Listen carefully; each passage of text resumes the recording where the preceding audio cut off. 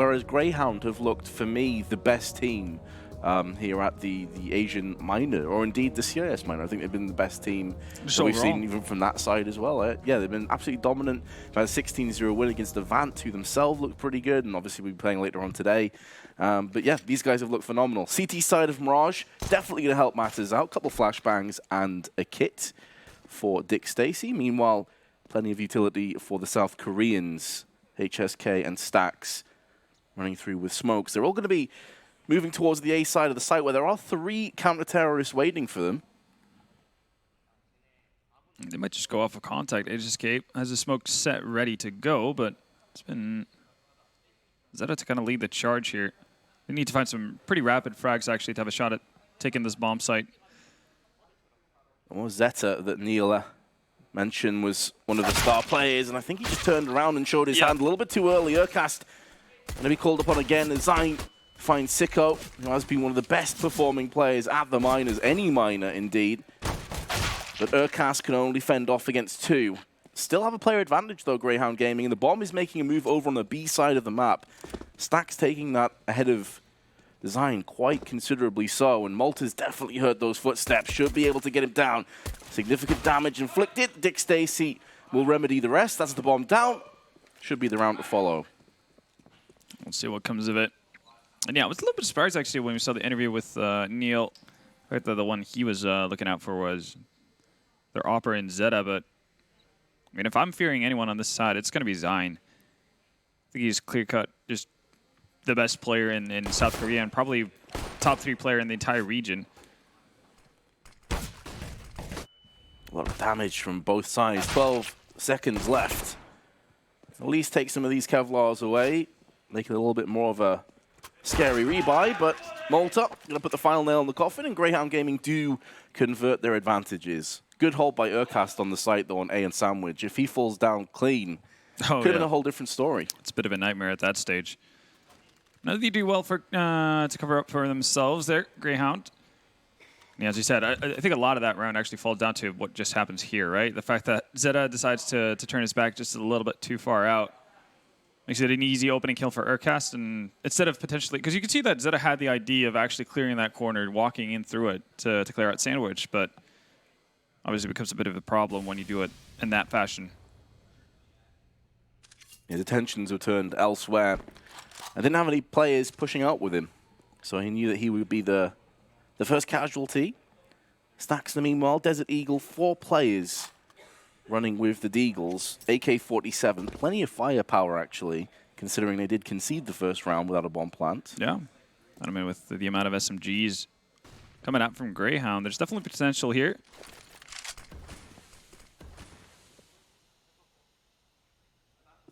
That smoke doing more harm than good if their endeavors were towards A, but it does allow them the luxury of pushing on short catwalk. Just checking ladder.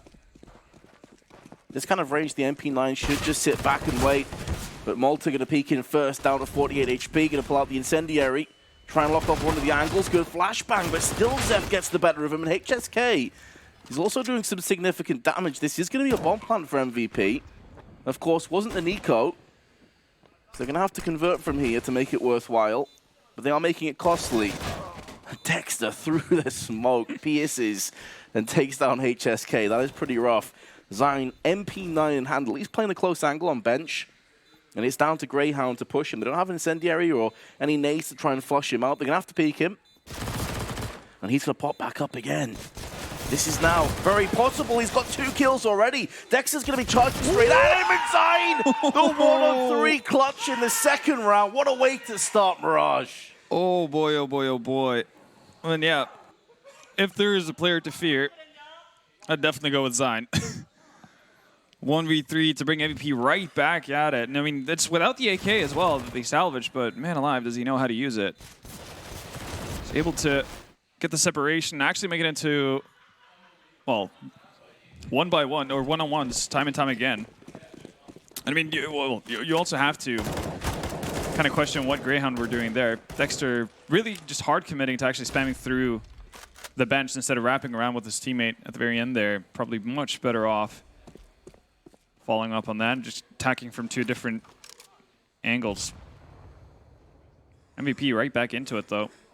And they're talking with James as well, Halvor, about how they want to get hype and build that morale. Well, that's a pretty good start. And you add to the fact that this is their map pick, right? All about getting that good feeling about how things are started, especially in a best of 3. Just don't want to have that deflated sense of losing out everything. I'm pretty much losing control over the best of 3 series already in your map 1. Ooh, Malta! Calm down. Okay, then Urkas is going to follow up as well. All Desert Eagles, MVP, hot off the back of a sick clutch, and now eyeing up the possibility they're going to concede to a much weaker buy. Sicko. This is another Desert Eagle kill. This time, at least it's not a headshot, but... Another 1v3. On the cards. Ooh.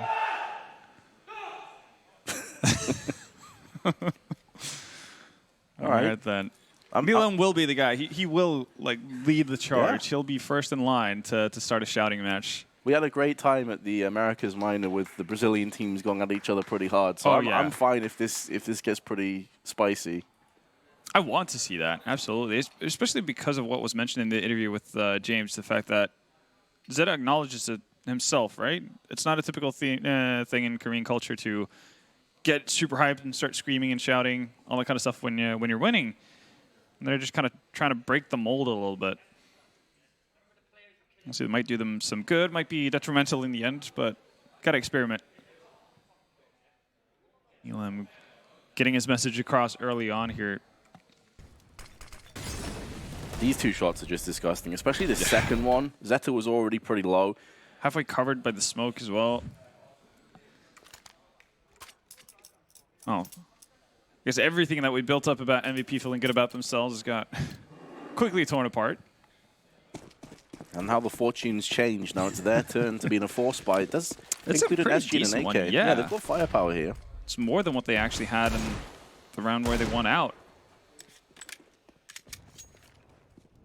Them stacking up early towards the B-bomb side as well. I think that's just the way to go about it as well. You have 2 smokes, so you can section off catwalk entirely if you want, or you can close off the entrance to kitchen, and you have 3 flashes to really get you going. 1 for window, 2 over the roofs, and pretty much regardless, actually, you don't need anything more than that. That's going to be a tough task to deal with if you're Greyhound Gaming, just 2 players set on that site.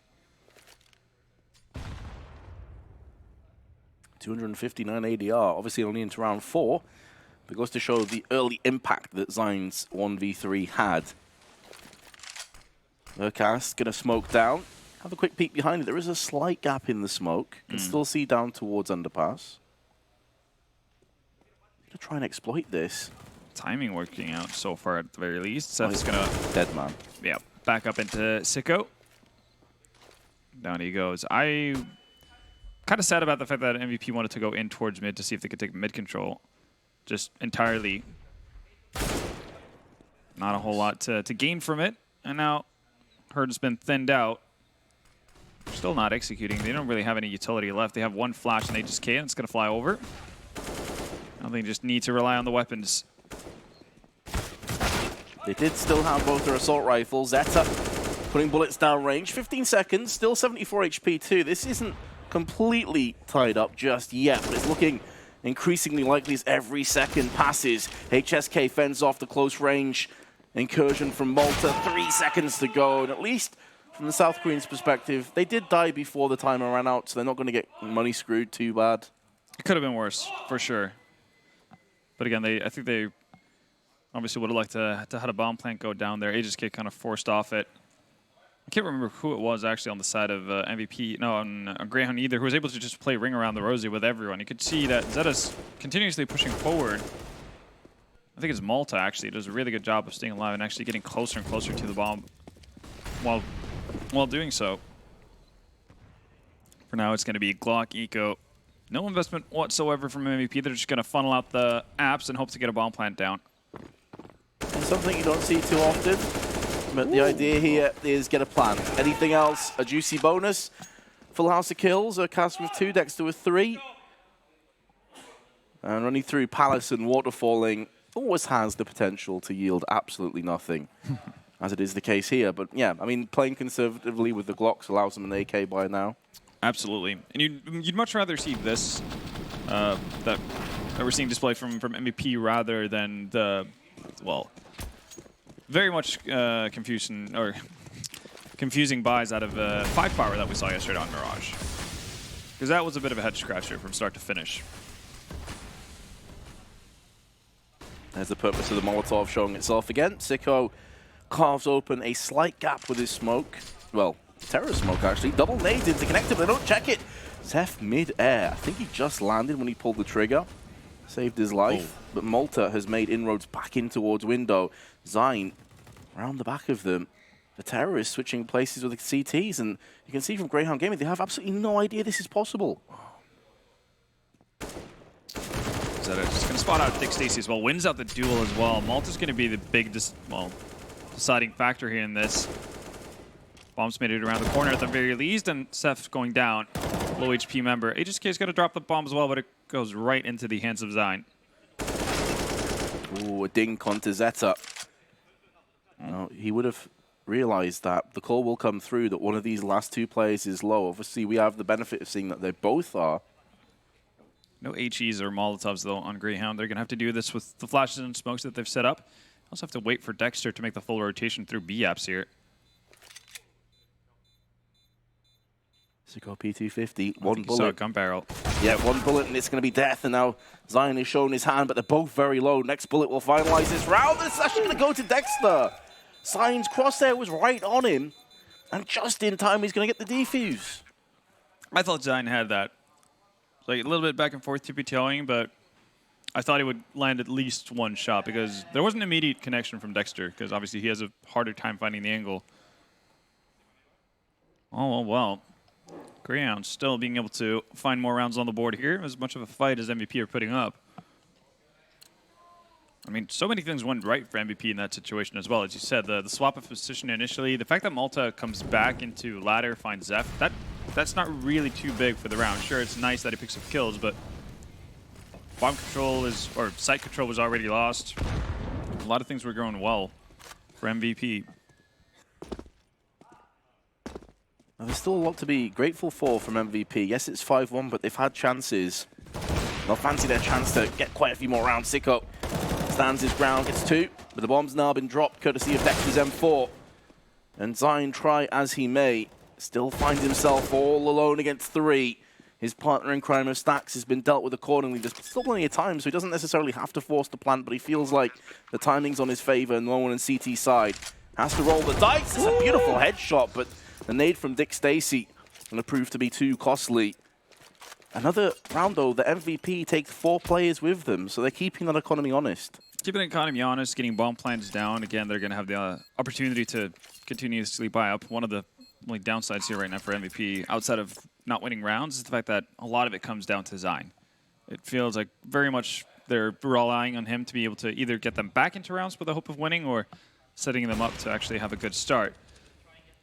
That's not going to be enough, at least, to get you across a challenger like Greyhound at this stage. Tactical pause is going to give Termi, the coach of MVP, a chance to talk things over. We see a ton of experience on board with him as a former player as well. Team with a huge amount of firepower. That's why we were so surprised hearing the first day that they actually lost to Alpha Red. Yeah. And take nothing away from Alpha Red. They proved to be a pretty damn solid team, but MVP came back in the best of 3. Yeah, TYLOO, I mean, as well, indeed. They did not have an easy road, to put it mildly. Obviously, if you start off with MVP as your opener, then you go on to face TYLOO and get to have a go at MVP once again, and you actually come out of every single match with at least a map win. It's pretty damn impressive from a region that hasn't really had too much of an indent on the scene at all. So if TyCS can do something off of this, if they can use this as motivation, it's a great sign for what's to come in the future.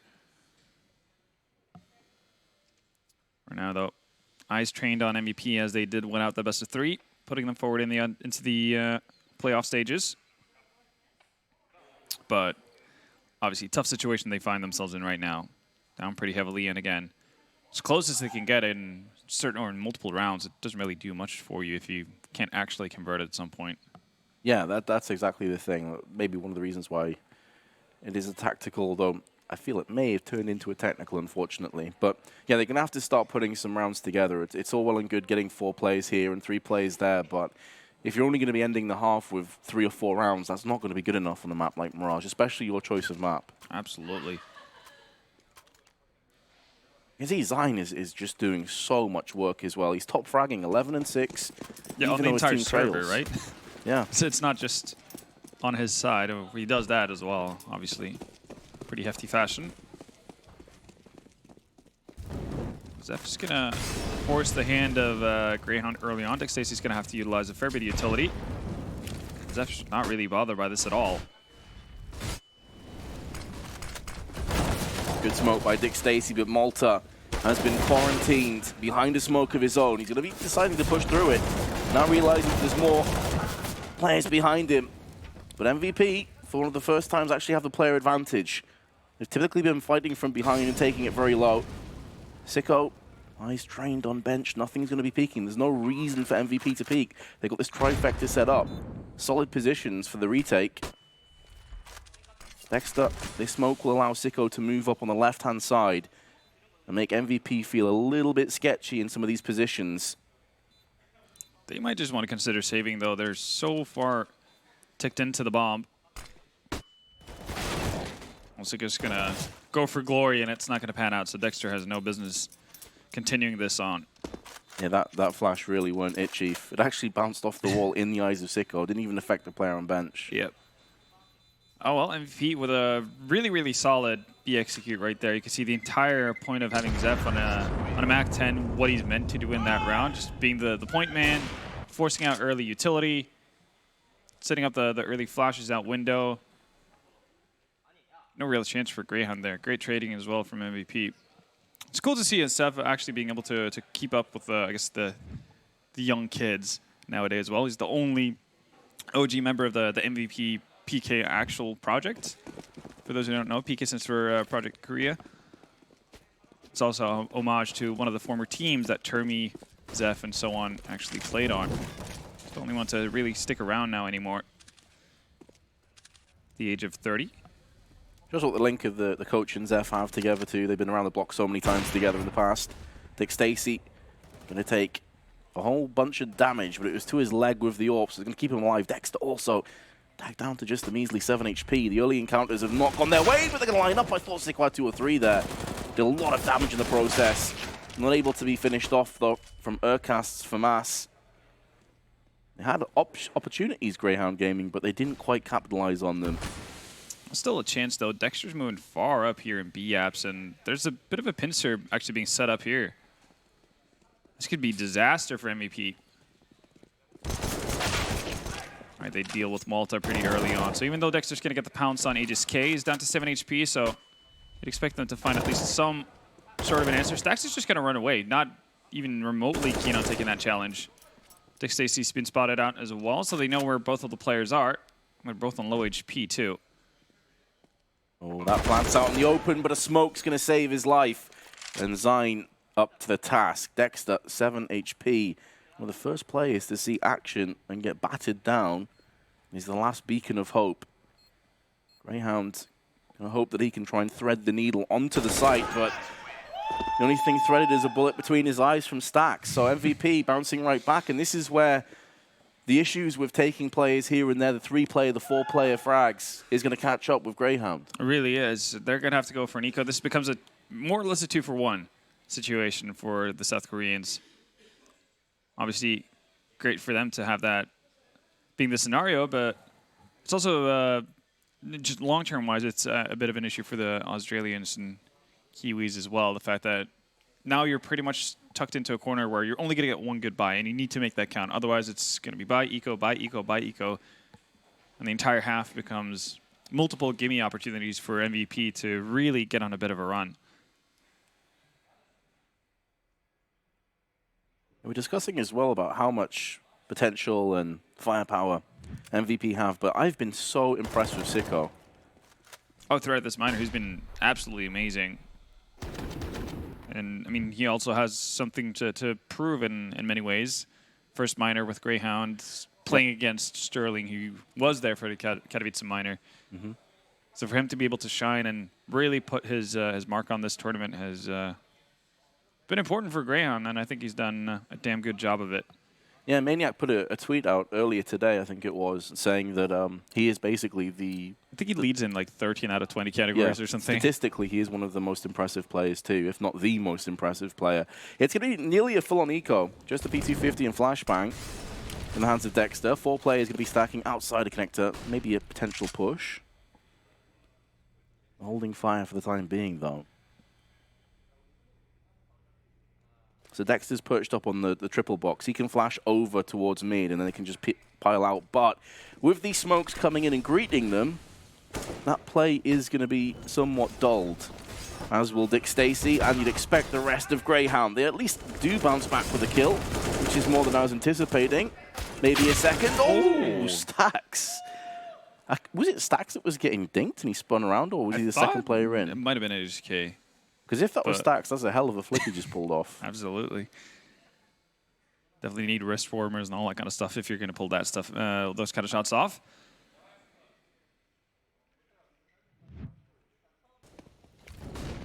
Yeah, when you've got fire all over the site and smoke's raining in, not much you can do with USPs. It's good to see, though. Again, far too many teams, especially the inexperienced ones, they forgo this kind of ABCs of how to take a site. When they're up against pistols, they become more worried about necessarily getting jumped on than actually putting themselves in the best situation possible to win out rounds. Those are the worst rounds possible to win as well. Not only for the fact that it's a round you shouldn't be losing, but the fact that you give away free weapons to the CT side, they get a bit of a freebie. Their economy is immediately boosted. Just so much implication to throwing away a round like that. Definitely worth spending the around $1,000 on utility just to make sure that's a guarantee instead of a potential fluke. I mean, we've seen quite a few times now teams that don't go in for the utility and don't play safe, and they get punished. And it can straight up lose the matches. Yep. So, as you say, playing cautiously, playing smart, definitely the way forward. Smoke onto the back of TT is going to stop Sicko from doubling up, but he's already had a huge amount of impact from the boxes. They're not going to check the firebox from Dexter. Only the one kill due to the fact that Zeph went for the plant on connector. If he went for the default plant, 100% is a 2K. Dick Stacy, though, is locking it down from short. Double peek from CT boxes. And Greyhound back into the driver's seat, keeping multiple players alive. The Dexter in that position, you'd expect them to have a lot more impact. Instead, it ends up being kind of an inconsequential frag at all. You know, in the grand scheme of things, it's not even the bomb planter. It doesn't really create that much disbalance because you have Zine up in apps immediately getting to trade, so it doesn't stop anything. It doesn't delay anything. Not really common to see that limited amount of impact from that position, but nonetheless, Dick Stacy made quick work of most people that he got his eyes on from short. Yeah, no smoke to stop the spray. Fortunately for MVP, they're on somewhat of a hot streak, so they're going to have another buy in effect. Zeta against Sicko with the orbs. Early Molotov tossed in. And the only thing it's really doing is stalling Stacks, who it's not as if he's like the spearhead of some kind of a rush. So that Molotov, not really effective. MVP just kind of hanging out at this stage. A bit of a difference from what we've seen in some of the earlier minors. I think it was Sharks when we saw him playing Mirage on the Americas one. They had something like 6 or 7 rounds towards BD in a row. And they would do that for going map control the entirety of the time. MVP making sure that they got the tabs covered at the very least, keeping eyes either towards A apps or mid at any given time. Actually just going to vacate the entirety of B halls as well.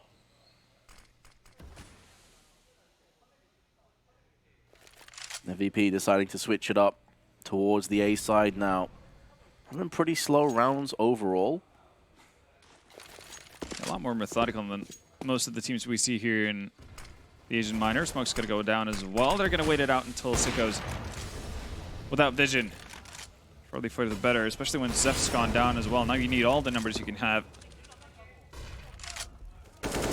25 seconds. They still got to peel their way onto the site. Urcast, not smoked out, hasn't been dealt with yet. They're going to go for that short plant again. Oh, Completely backfires. Much more like it from Greyhound. 8-4 in the lead. that feels very optimistic from MVP, right? You attempt a connector, a connector plant without having any control whatsoever, because Sev's gone down once he peered out of underpass, so you know there's been people in the area. You still don't have people swinging wide to actually clear it out completely. And if that's the kind of after plant you want to set up for, then you might as well have people dive into connector, because that's going to be your end game position anyway, right? That's where you have so much power and so much control over the site. Even if you were in a 2v3 or a 1v3, you can still work off of that, right? So Urcast being able to go unchecked that entire time after picking up the first frag on Zef, that feels like a bit of a mistake from MVP. A bit telegraphed. I think the last 3 or 4 plants have been on the short side of the boxes rather than default.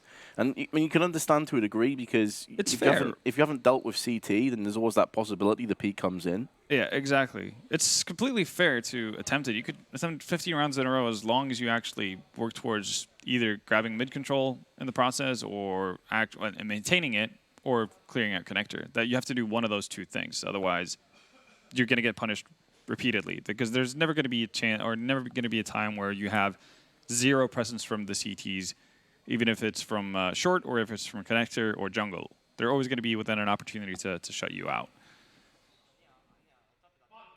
Another tactical pause, though, to talk things through, and we're getting fairly late into the first half here. So they need to find some more results and get something more in return here where the first half ends. 4 rounds, they think, definitely not enough. Greyhound's going to be perfectly fine, and they're going to feel so comfortable if that's the way it closes out. Well, that Molotov actually gets extinguished, but Sicko can't capitalize. Looked like a freebie of a kill. Lets 2 players go by, but at least that's information. He was waiting for that off to peek into mid. Rushing down on B now, though. Dick Stacy holding off with Malta. That's a horrible bomb drop. That probably should be the round following it. They've got a Galil and Mac 10. Neither ideal weaponry in this situation. And Greyhound going to lay the tactical pause to rest. And it goes back to what we were saying before. You've got to get the conversion rate up if you're MVP. Absolutely. I've seen so many teams actually on the CT side of that B defense on Mirage as well drop that smoke. And in a weird way, it's working out in a similar fashion for all of them. It just becomes a bit of a wall. It definitely isn't. You can walk through it. But the T sides just seem to be funneled through into crossfires time and time again. MVP, no different. It also takes out the element of verticality from a T's perspective, looking to bench in the backsides of the site. It completely blinds that, which is one of the perks that the terrorists have coming out onto B. So it is a huge smoke for so many different reasons. And I think it's been Dick Stacy that's been planting that, and Malta. The 2 of them have been interchanging. It's been super detrimental for MVP. And, well, you can see the repercussions are Deagles and a P250, and they actually have no nades left. Oh, but that's going to help things out. Dick Stacy railed by Stacks. They don't have players behind him, though. They're actually going to be funneling their way through underpass the connector. Stacks waiting patiently here, though. Nade coming out, so he knows the position, at least for the time being, out of Malta.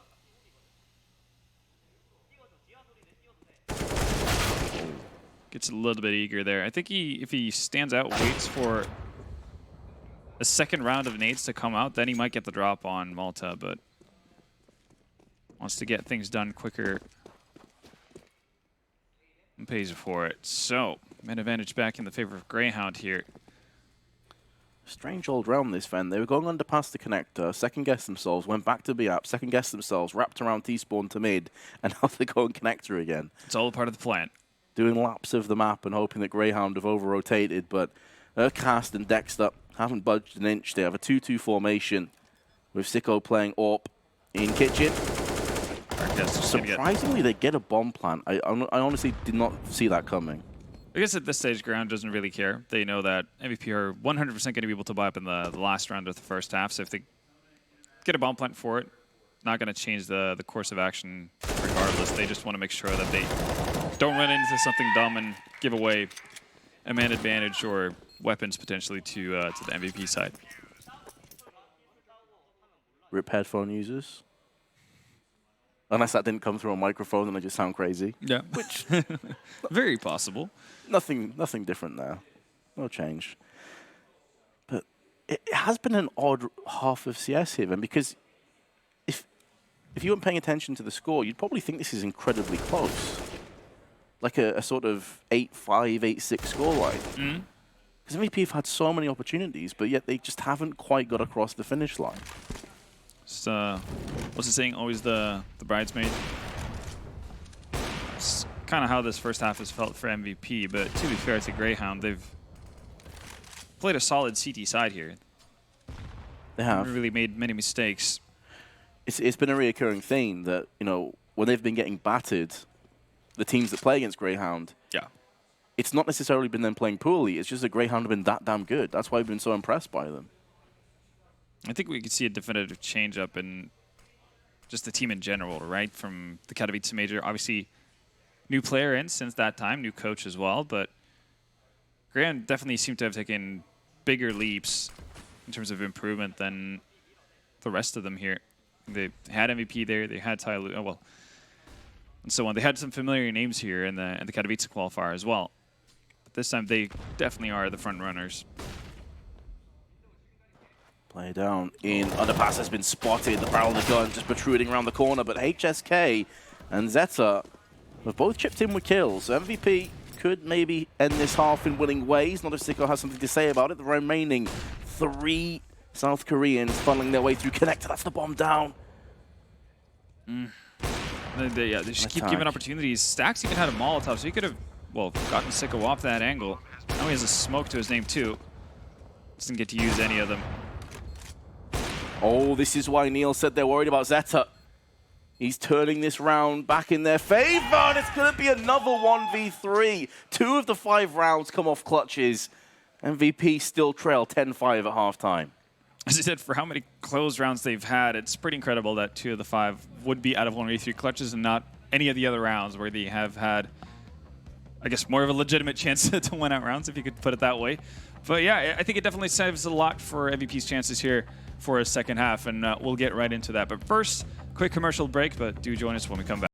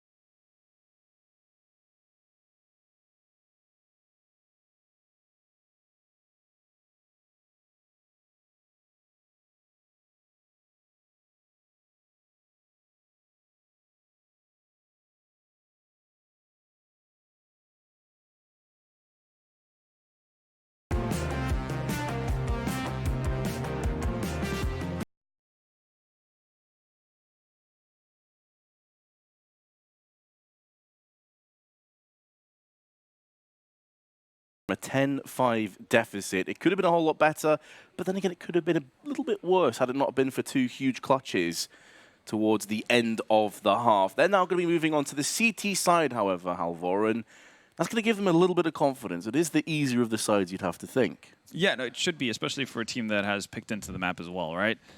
Should have pretty good control of how to maintain map control, how to set up your rotations, and all that good jazz. So if they were to actually pick up a pistol here, I think we're back to even ground in many ways.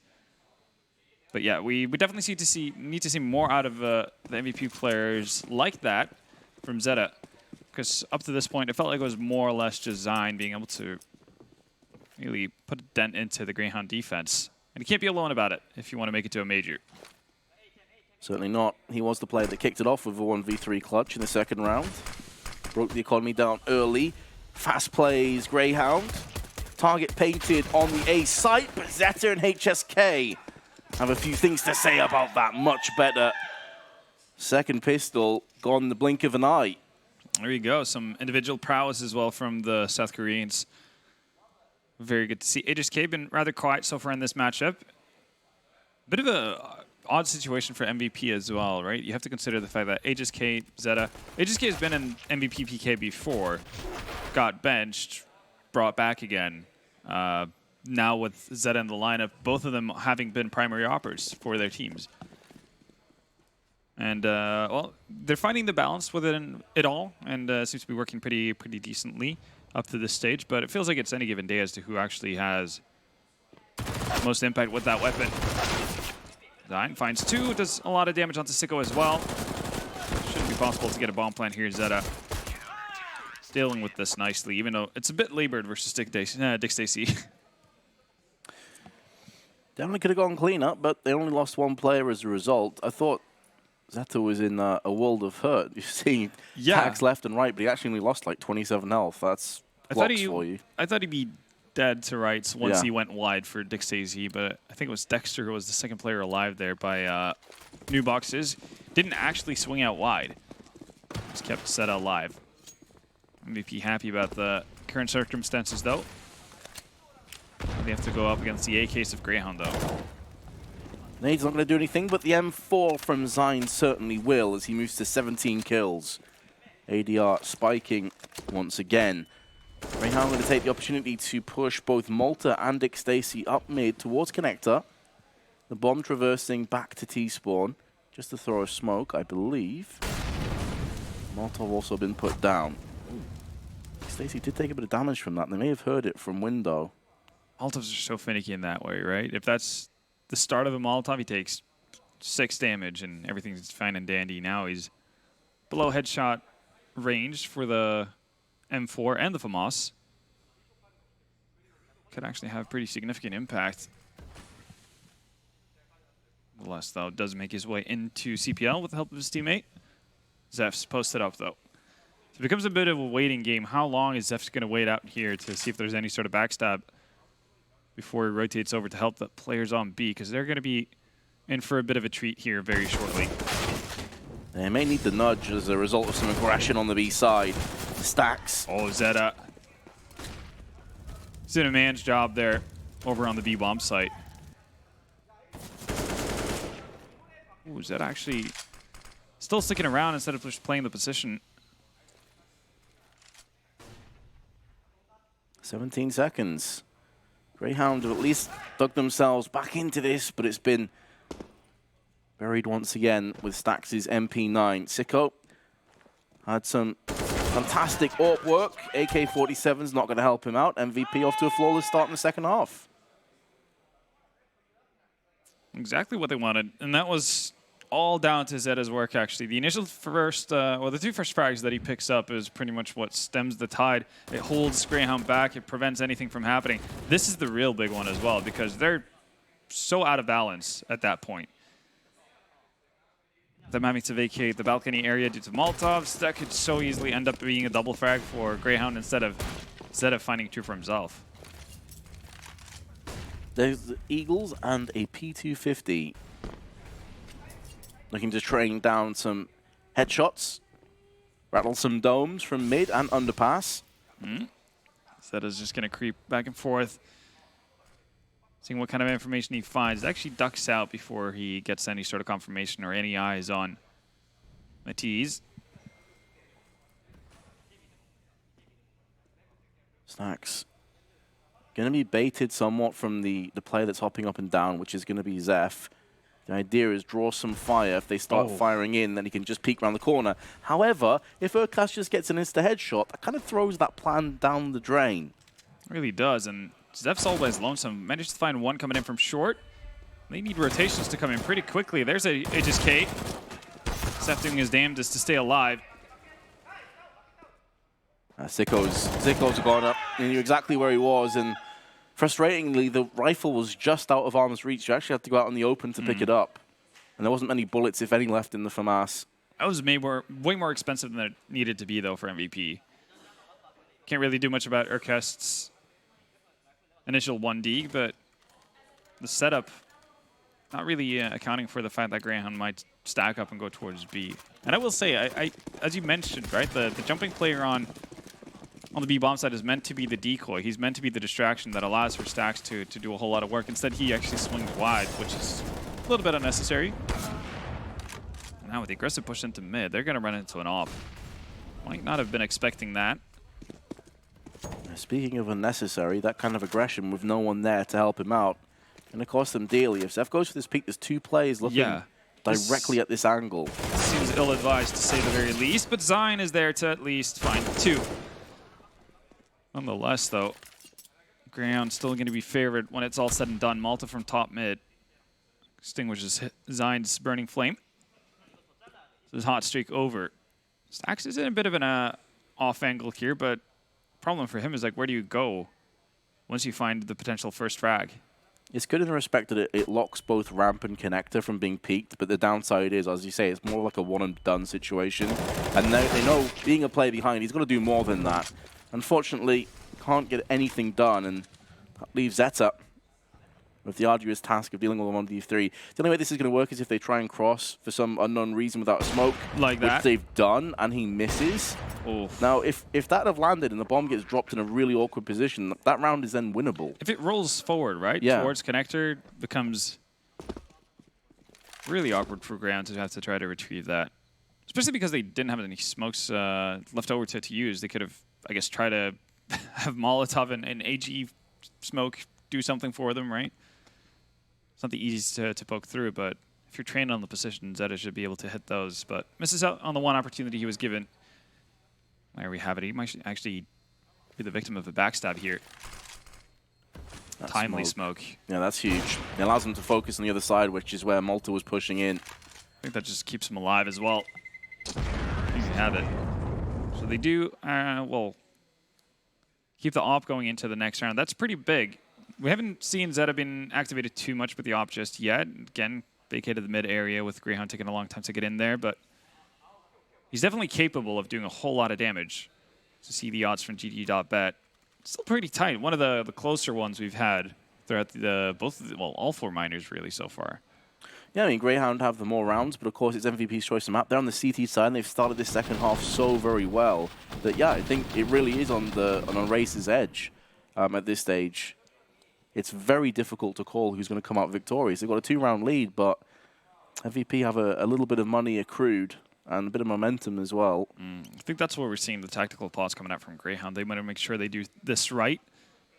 Once they have the opportunity to potentially break MVP as well, they want to take it. So the rebuy, not going to be the prettiest thing you've ever seen. 2 M4s, the FAMAS and MP9, lacking utility. So a lot of this is going to be down to Zeta and what he can actually do for the team. I will say, if this is a clean sweep round for Greyhound, those odds quickly start going in their favor because they're going to start to open up a big lead towards the finish line. So this is a huge round for MVP. The South Koreans have got to hold on firm. They've lost the first. But Malta is also going to be silenced. So they're keeping the dream alive, but that dream turning into a bit of a nightmare. Yep, the smoke bang from Urkast is so detrimental. And they may save as a result of their weakened economy. They should save. Look at what they have to retake this with. They have a flash and a smoke. They don't have any sort of defuse kit. Now, if anything, maybe you have Zion post up towards Catwalk, see if he can actually retrieve that Krieg that was on Malta. That's the only person who's anywhere, or should be anywhere near the bomb site area. He's, wanting to hold on to his armor instead. That's a big one as well. Greyhound with a committed move towards the B-bomb site. Just too much pace on them to be stopped. The weaponry and utility not there in place for MVP. And at some stage, I think MVP kind of needs to come to terms with the fact that we're not getting a whole lot of value of having Zeta towards the middle area. Greyhound don't seem too interested in actually taking control over that early on, or if they're going to do so, they're going to do it with smokes for window and plenty of Molotovs to force them out of position. So maybe you have to post them up on the extremities of the map to see if you can find picks or potentially be a sole defender of a bomb site, just the anchor that holds things down. I do wonder if MVP, obviously, with the 3 safeguards, one of which was an SMG, if they try something aggressive, maybe try and flash into to middle and push or ramp. I guess one of the issues as well is that do you force up behind it? Because it's, as you said, 3 saved weapons, but one of them is an SMG. You're not going to have a lot of utility. Do you force up with additional pistols behind it, or do you actually think about the long term? Because again, it's not out of the realm of possibility to bring it back from, let's say, a 14-9 situation either. Sure. Maybe one of the main reasons as to why the tactical timeout was called, just to get on the same wavelength, and they've decided not to. They haven't even got more grenades. They actually saved the flash and smoke. In fact, I think Zeph picked up a flash. I can actually, I can get on board with this fully. Zeta as well is going to get into position with the smoke, extinguishing the Molotov. This is what you want to see out of him as well. He needs to be aware that Sicko's been holding off mid, but Malta's going to peer out too soon. Oh, Dick Stacy dodging a bullet there with the crouch. Also lands one onto the dome of Zeta.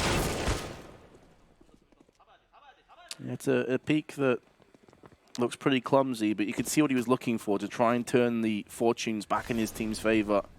Take the initiative. You know you've got the weakened guns. You don't have many nades left.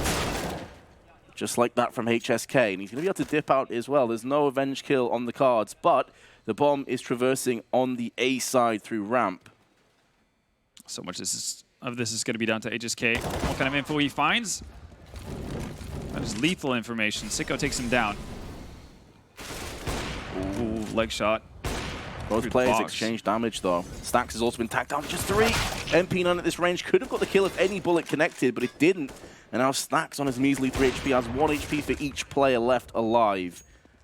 Can he dish out the damage? Not looking good, is it? I think he's looking to dash out of damage, but problem for him is that Urkus got in forward position in jungle, so how do you get past this? Barring a crazy quick scope or something to that effect, but likely of him expecting this. Not too big. And Neil's pretty happy about that.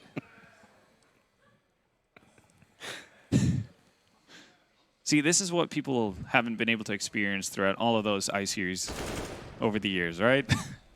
This is why it creases me when people complain about, like, toxicity and stuff between players with all of the trash talking. Yeah. It's like, you have no idea how bad that used to be. And even then, it's all on the server. At least in 99% of the cases, right? It's a way to psych yourself up and potentially psych out your opponents. You leave it on the server as well. The buy coming in from MVP is at least rich with rifles, but utility is not quite where they want it to be, and that's why you see the aggressive posturing towards A8. I mean, the reason for the scream is that Neil knows that they are on the brink, they're on the precipice of breaking MVP on their map, of taking it, moving one giant step forward, securing their place in the finals of the upper brackets and potentially qualifying for the major. That'd be such a massive get for Greyhound. Molotov's in. Greyhound not messing about, just going straight for the jugular. Good flashbang, but Stax is going to stand his ground. Mac 10 letting Greyhound down. Dexter, significant damage. HSK and Zine gonna have to walk over the ruins of what was once theirs. This site is being razed to the ground if this bomb detonates, and only HSK can stand between them, but he has no nades or kit to do it with, and so he's piecing out of there. It's going to have to be the bitter pill to swallow for HSK as he backs out. He needs to hold on to that rifle and see if they can do anything with it.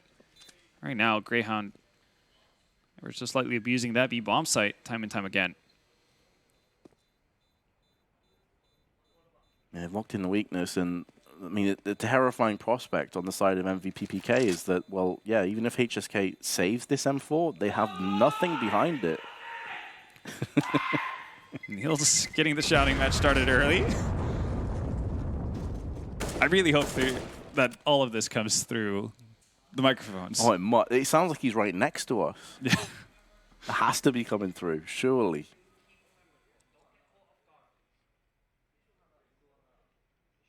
So tactical pause. MVP, it's probably going to be pistols, I would have to imagine, if they do force, unless they play for overtime. Well, I think the smartest thing is to play for overtime. You've been having so many issues actually dealing with this on, well, the very few buys you've had already, and likelihood of you getting an increased chance with just pistols or a random force buy is not that big. So they've gone that route. It's hard for a lot of teams to make that kind of a decision. They want to obviously prevent Greyhound from being in a position where they can feel safe. Yeah. But I think it's the right one. It gives you the better chance of actually completing a comeback. So the half investment is there. They're still going to have enough money to buy on the next one. And who knows, maybe we can see some stars aligning for them here. They've got Deagles. Got forward positioning as well. They've noticed that B has been a bit of an issue for them. Cast completely baited on the end of a rod. Sicko just making sure that he drops the bomb in case the oncoming CTs get the better of him, but now realizing it's not going to be the case. He's going to back away because his teammates have made a lot of movement, gathered a lot of intel on A site. Malta's already through on jungle. They haven't checked the CT spawn side, but this position is huge. Greyhound going to try and push behind it. They got the nades to supplement the push. Sicko connects with his AWP, can't get the second, but they're walking through fire. That spin around from Dexter was something special. And now Zeta 1-on-3. Does have a Deagle and a Kevlar. It hasn't been tagged too badly. Still needs to deal with the AWP on Sicko, though. Smoke's going to allow him to get through. Picks up an AK as well. And the two players are isolated now on the side of Greyhound. Oh, really needed to land that instantly. And Sicko's actually going to get the return as well. I thought that would be pretty much a gift package for Dexter to get the return, but Sicko somehow manages to waste a lot of that one. Because if he finds the immediate connection onto Sicko, he can drop that into Sandwich, puts a lot of pressure onto Dexter, even though he has a decent enough after-plant position, not necessarily forced to do anything, but MVP pretty much get the ideal scenario that they could have wanted for themselves. Well done by Sicko. A little bit luck involved to not go down as well, but you take those. I mean, he's thanking his guardian angel for that, because he really should be dead. Stack's actually picking up that secondary off over towards B, and might be the right call as well. HSK not gonna get too much out of it. I think that Molotov just went outside of the map, actually, from Aircast. Yeah, it wasn't shallow enough to deal with Zeph, so he can just stay in position on Van. Fortunately for Urcast, he's played this slowly anyway, so he's not going to get baited into going for that peak. But yet again, it's going to be the B bomb site for Greyhound. First point of contact is Stacks, but he's whiffed. How costly this could prove to be, and it will. Urcast going to get him dropped down. Zeph is holding on heroically, but eventually there's too many players for him to contend against. That grenade is going to land on the feet of Zeta. Well, Zion's committed into the bomb site, though. I'm not sure if this has been heard. Well, now it definitely has been. Does significant damage onto Dick Stacy. He's got the AWP to cover him as well, and Dexter, 1v2, 12 HP. Takes away the bomb, actually goes back in for more. Probably hoping to get the drop on the MVP players, but at least a response from MVP. Might be a little bit late, though. 15-10. And it's an expensive round as well. 2 players surviving. The rebuy is not going to be the greatest. No double ops to be spotted either. Then again, it didn't have too much impact over towards the B bomb site. Yeah, I really don't mind that repeat from Dexter. I think he assumed that jumping on the corner, they're going to try and run back to A. Oh, Zeta. Well then. Ops just not having an impact at all in this round either. At least not yet.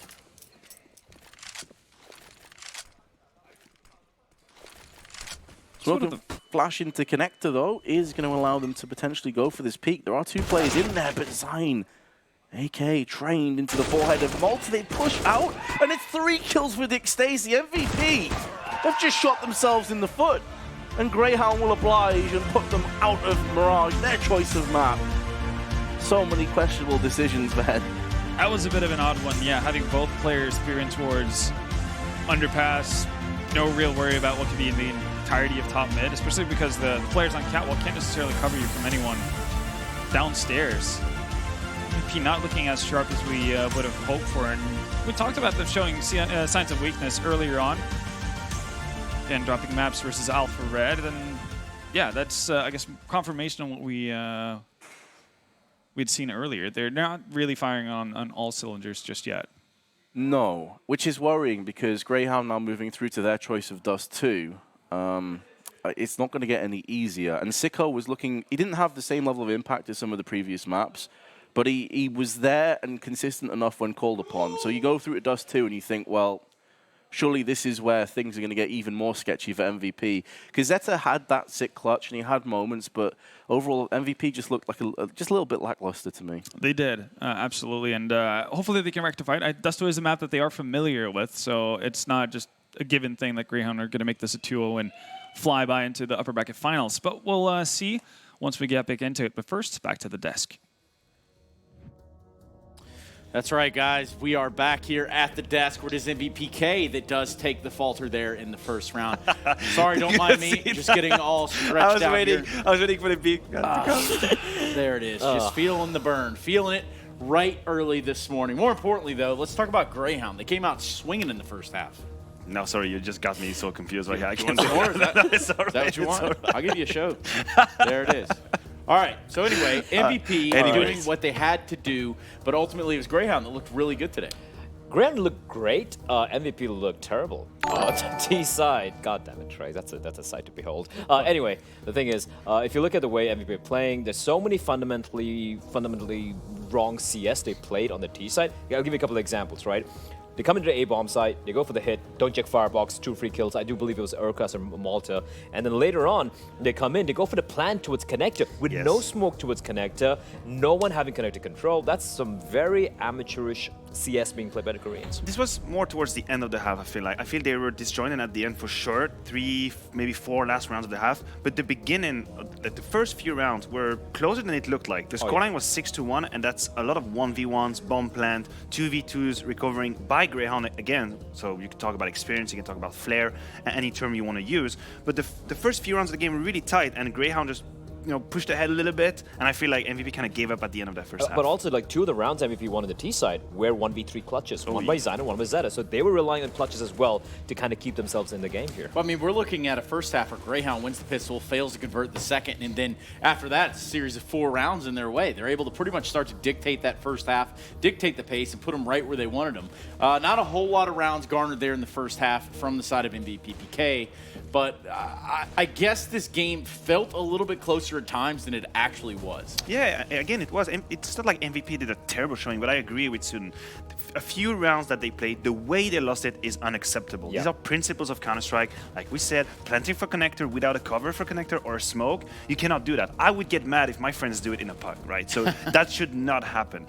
Just to look at the positive and the bright side on the side of Greyhound, you have Sicko, who is keep on going with his 100% entry duel success so far in this tournament. 100%. Every time he takes the entry duel, he wins. He's 5-2-0 in that series, and he keeps on shining. No, that is insane. We call that Sicko mode. It's like kind of you're like number 6, the 6th person who tweets or says. Yeah, so I just had to get it out there for the day, make sure no one else said it before I said it today alone. Here we go. Zeta, though, with the frags and the numbers on the board. Overall, MVP still in this series. There's still another map to go. We will be going to Dust 2 next. But I guess overall, when we look at this entire thing, my guys, this doesn't get any easier for them right here. This first map of Mirage was MVP's pick. Now we switch the page, and that's not their pick. It's not a pick, but the thing is, Dust 2 is a map that MVP do generally pick as well. So both these first 2 maps are maps which can favor either team, right? Depends on who really shows up.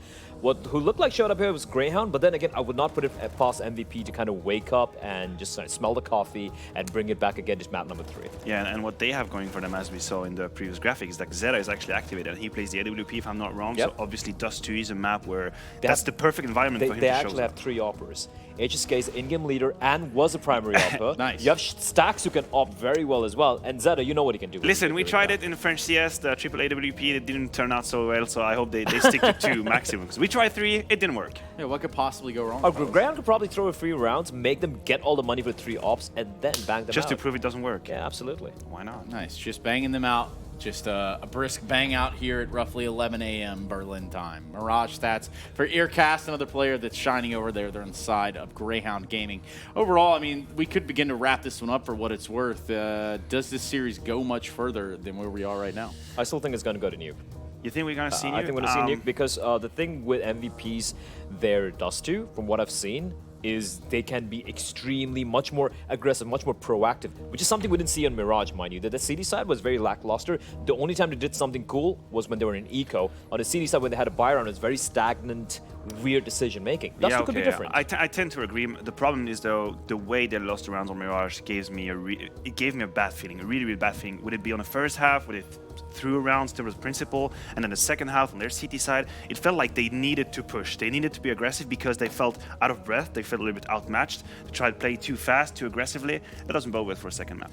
No, it doesn't at all. But that's what we've got on the cards. That's where we're going. But first, we have a break to go to, then Dust 2 after that. So make sure you're here with us when we come back.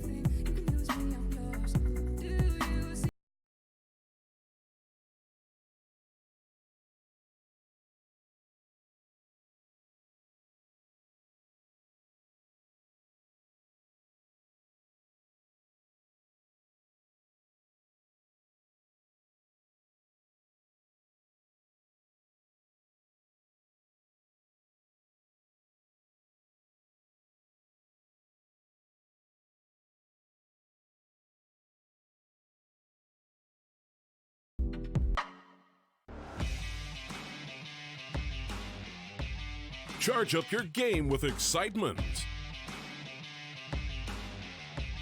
Highest odds on the market.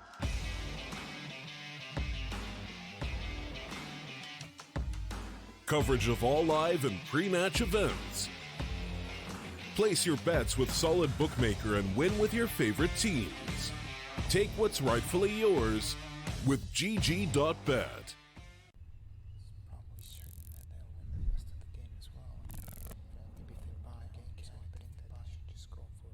Predict the outcome, win the game. Get live coverage and schedules for your favorite tournaments. Analyze, predict, and vote to gain points. Compete with other esports fans and climb the leaderboards. Strafe, everything esports. Download now on iOS and Android.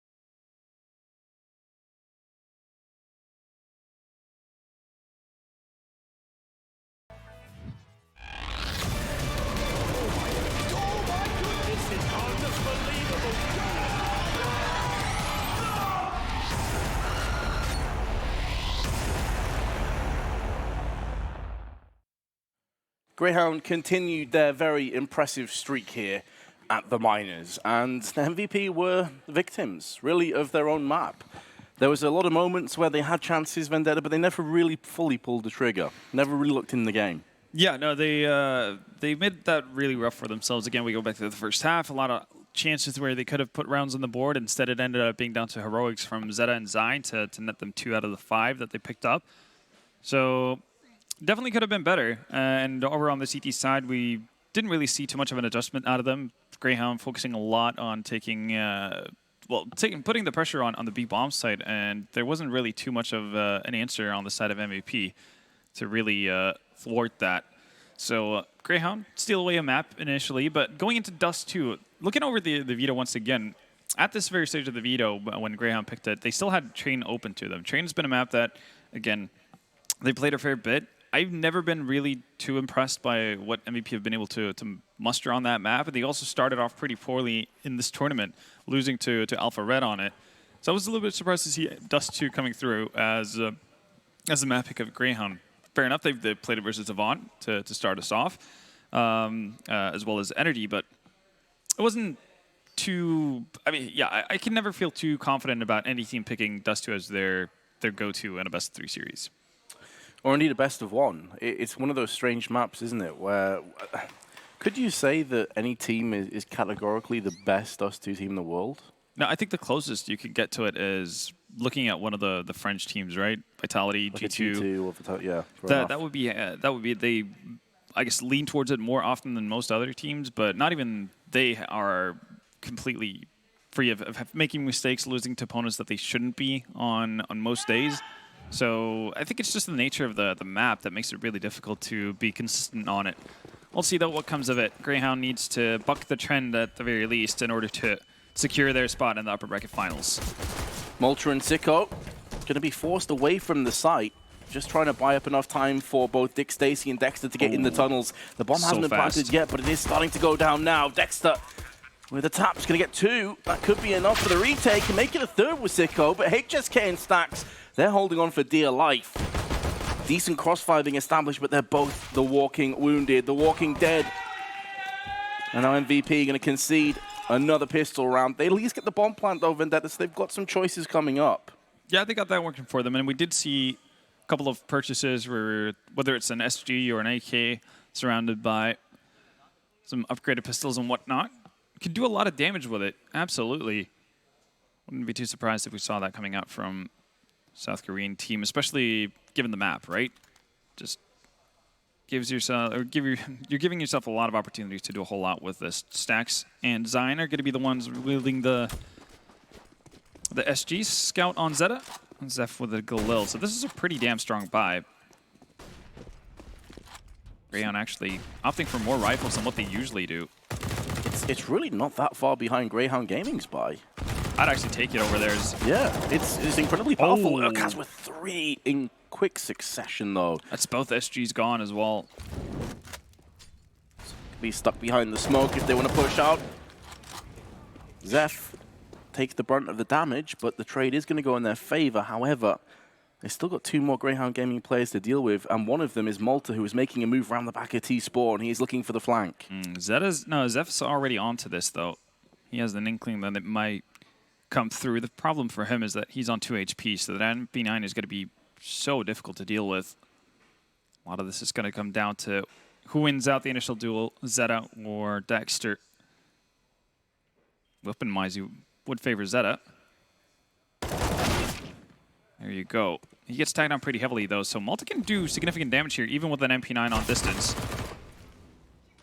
This is where it becomes a little bit more tenuous, though. You're going to switch across to the scout. Yeah, Zeph. thinks better of it. Yeah, maybe the call came through. Well, hold on, the last player is very low. Grenade could be dishing the damage. Lands just close enough. You never know with CS nades, but 2 HP didn't really give him much room for error. I love the fact that we cut into the picture-in-picture of Neil celebrating so hard that the headset's about to fly off his head. Urkaz, what a hero he is in that one, finding 3. Pretty much does everything for them. It looks looking so good for MVP, getting out of cave initially. The first defender on the side of ground had no idea anybody was made it or had made it all the way to blue boxes. Yeah, I mean, that 3K was everything in that round. Yeah. It allowed them the chance, the opportunity in a 2v2 to get the clutch in the first place. But again, I'm liking the buyout of MVP here. They get the bomb plant down. They do so much damage to Greyhound. You want to go for this every single time. Better buy than what they had in the last one as well. Nobody having to sacrifice at all. 2 Galils, 2 SGs, and the Scout on Zeta once more.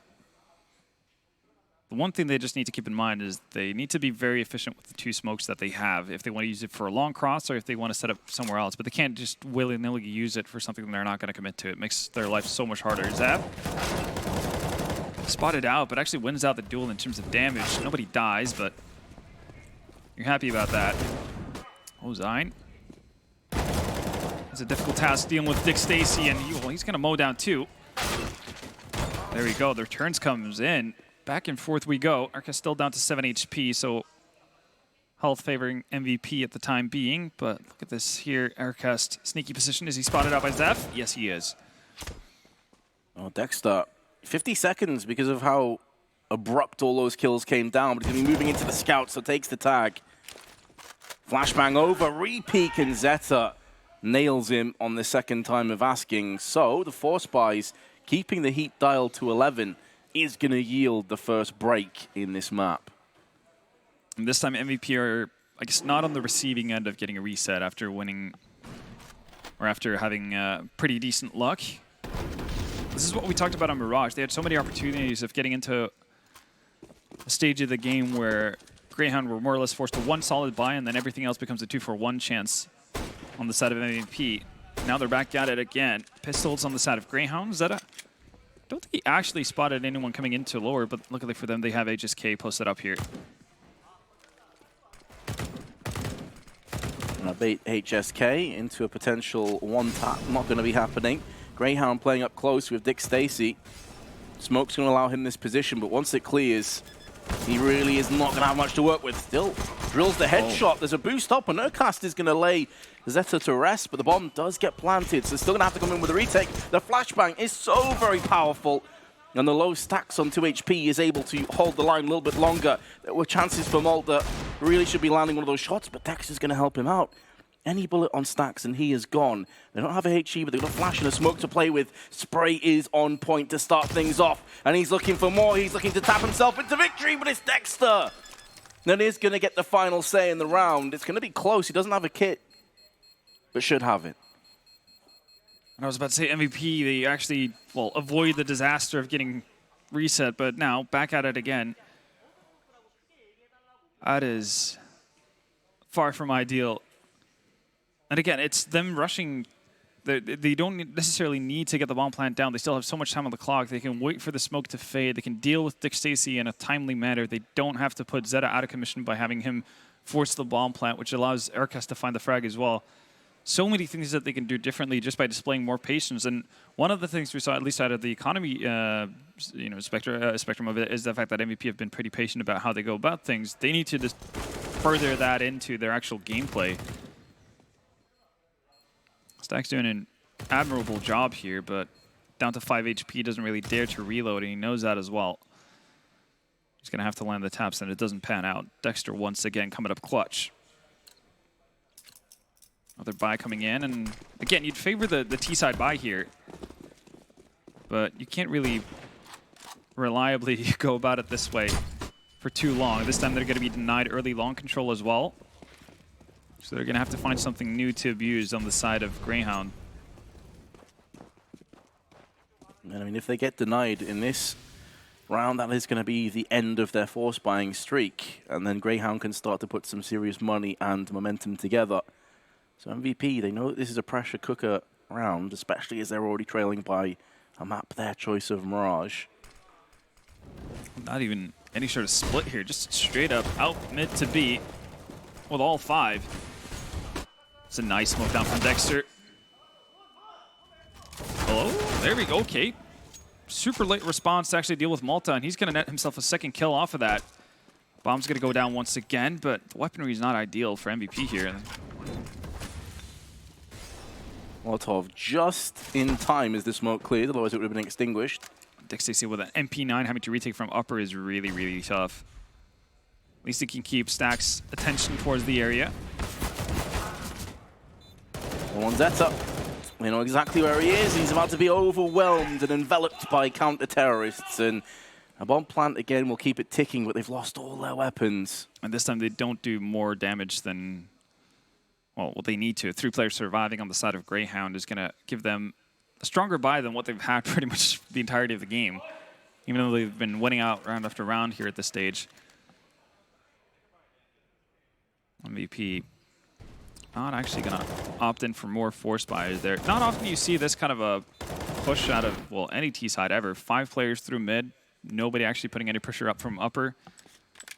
Becomes a bit of a labored one as well. I'm curious to see why, or curious as to why it took so long for them to actually react to Malta as well. It's not necessarily that they were affected by flashes too much.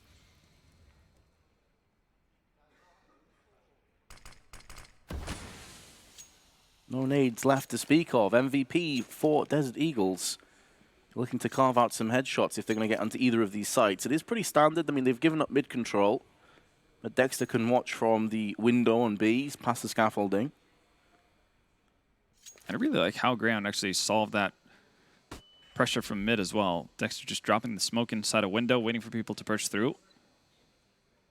Even if he does get taken out by people running through doors, it closes off one of the avenues into the bomb site, which is usually the big issue you have as a CT.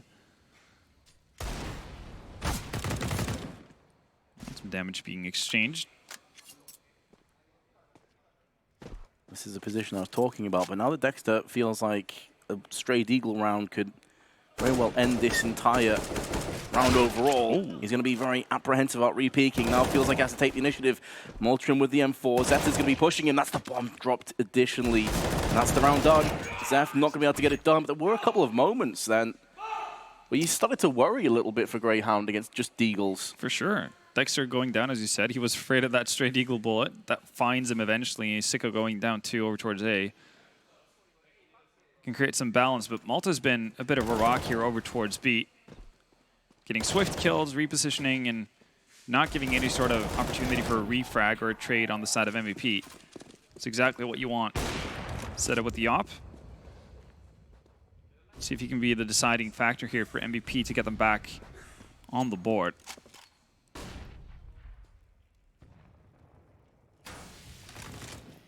Hasn't really had the level of impact that we've been looking for. I mean, in Mirage he had a couple of moments, but they were fleeting. But this, the AWP's paradise. You're expecting to see something special. That being said, Sicko has been on fire this entire tournament, so it's a tantalizing prospect. One that MVP are going to need to start winning out on, because this feels very, very reminiscent to how Mirage started. Yeah. 5-1, chances for MVP, not able to jump on top of them. We all know how that panned out. Didn't go the way of MVP as Greyhound stole away the map pick. The South Koreans.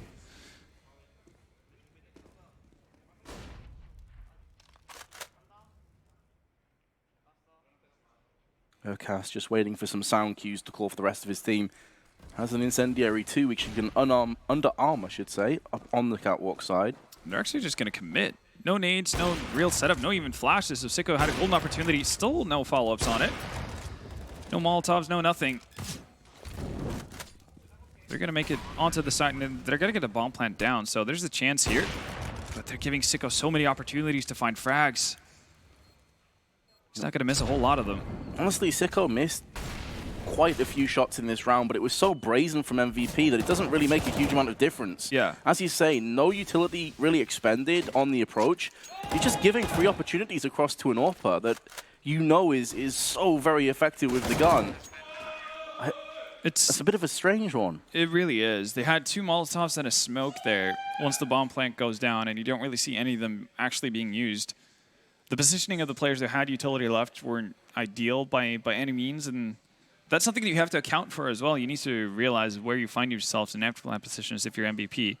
Getting the bomb plant is nice and all, but you can do that all game and still lose 16-1 at this stage.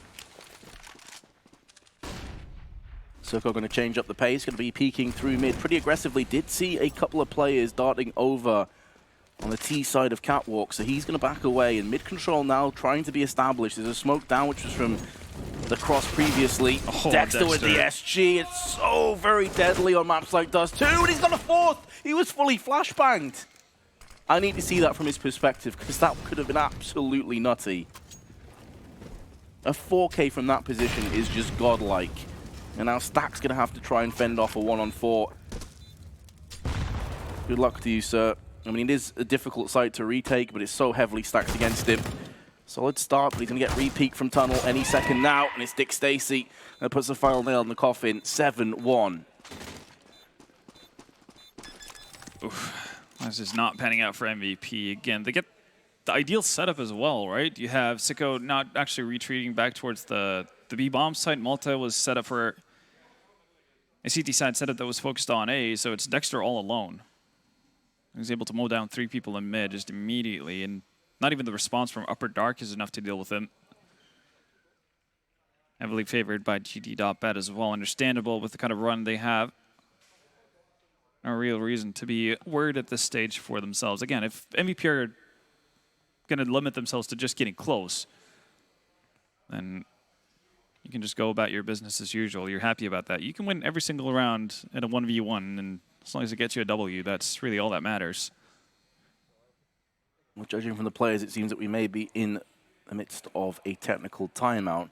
But yeah, I mean, as you say, I mean, this is really dangerously getting close to a repeat performance from Mirage, where maybe MVP can start to string some rounds together. I think on Mirage it was like 5-1 and went to 6-4 or 3, and it just never really settled for MVP.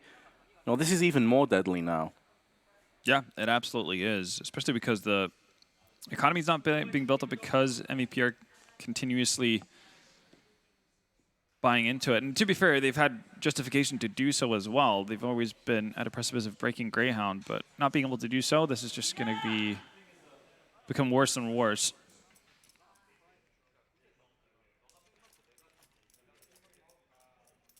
Well, 12-5, Dexter with 4 kills in the previous round into round 9. MVP going to have a decent buy, but it doesn't include an AWP. So Sicko is still going to have run of the litter in mid. Flashbang out of doors, but it's only the one player, and it's going to be Zine. Oh. He's going to grenade, going to be landing by his feet. Doesn't do anywhere near as much damage as I thought it would. Let's go nades. Sicko's actually going to miss the opportunity, though. That's a big one.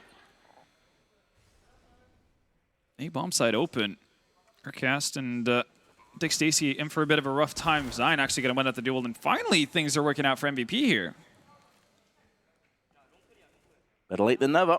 Malta and Dexter perched up in exit frag positions, and they think better of it. They just want to play their own economy as opposed to try and dwindle away MVPs. Dexter's still in a spot where he could easily get fragged out if he's not careful. That's a good flashbang. Effective, allows the cross. Molotov down to stop Dexter pushing up. And you get peeked once again. They can't afford to throw too many weapons away here, MVP. And they've just put 2 down range. The bomb going to detonate, not going to affect any players in pit, but that's 2 kills that come in. Going to make it sting on the rebuy. It was very true, but MVP right now just have to feel happy about the fact that they've won a round. Sure, yeah. Step by step. Problem for them right now is that Greyhound just got to the point where they can actually feel a little bit more comfortable with their economy too, right? You've been able to build up a little bit with the consecutive round wins and not getting forced into 1v1s repeatedly. If this round win would have come in 2 rounds ago, obviously it's a completely different story for MVP. They look to break Greyhound, go on a bit of a run themselves, deny an AWP on Sicko for a significant amount of time. Not being able to take advantage, though, it's gonna be tough for them to swallow, but at least they've gotten a round now, and we see what it does for them once they are able to win at the duels. And denying the AWP is going to make mid-control much more tenable, but also if they decide to keep going for these catwalk pushes, it mainly is Sicko that's the one and only line of defense that they have to deal with on the approach. And yeah, he's missed quite a few shots, but he's also hit a had fair few. MVP, you know, caught in 2 minds. Do we push or do we stay? Yeah. That indecision has cost them dearly. Oh. Heavy damage inflicted at the start of the round, though, to Zeta. They were thinking about pushing behind it, but the smoke is going to be in their eyes, so they can't afford to go through that into a potential crossfire.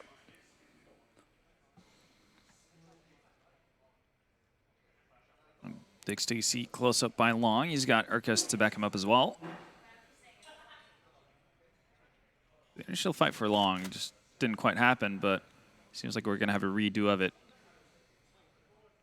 This time, though, the positioning from the CTs are going to be tough to deal with here. They don't, fortunately for MVP, there's no additional flash to come in from the site side of things.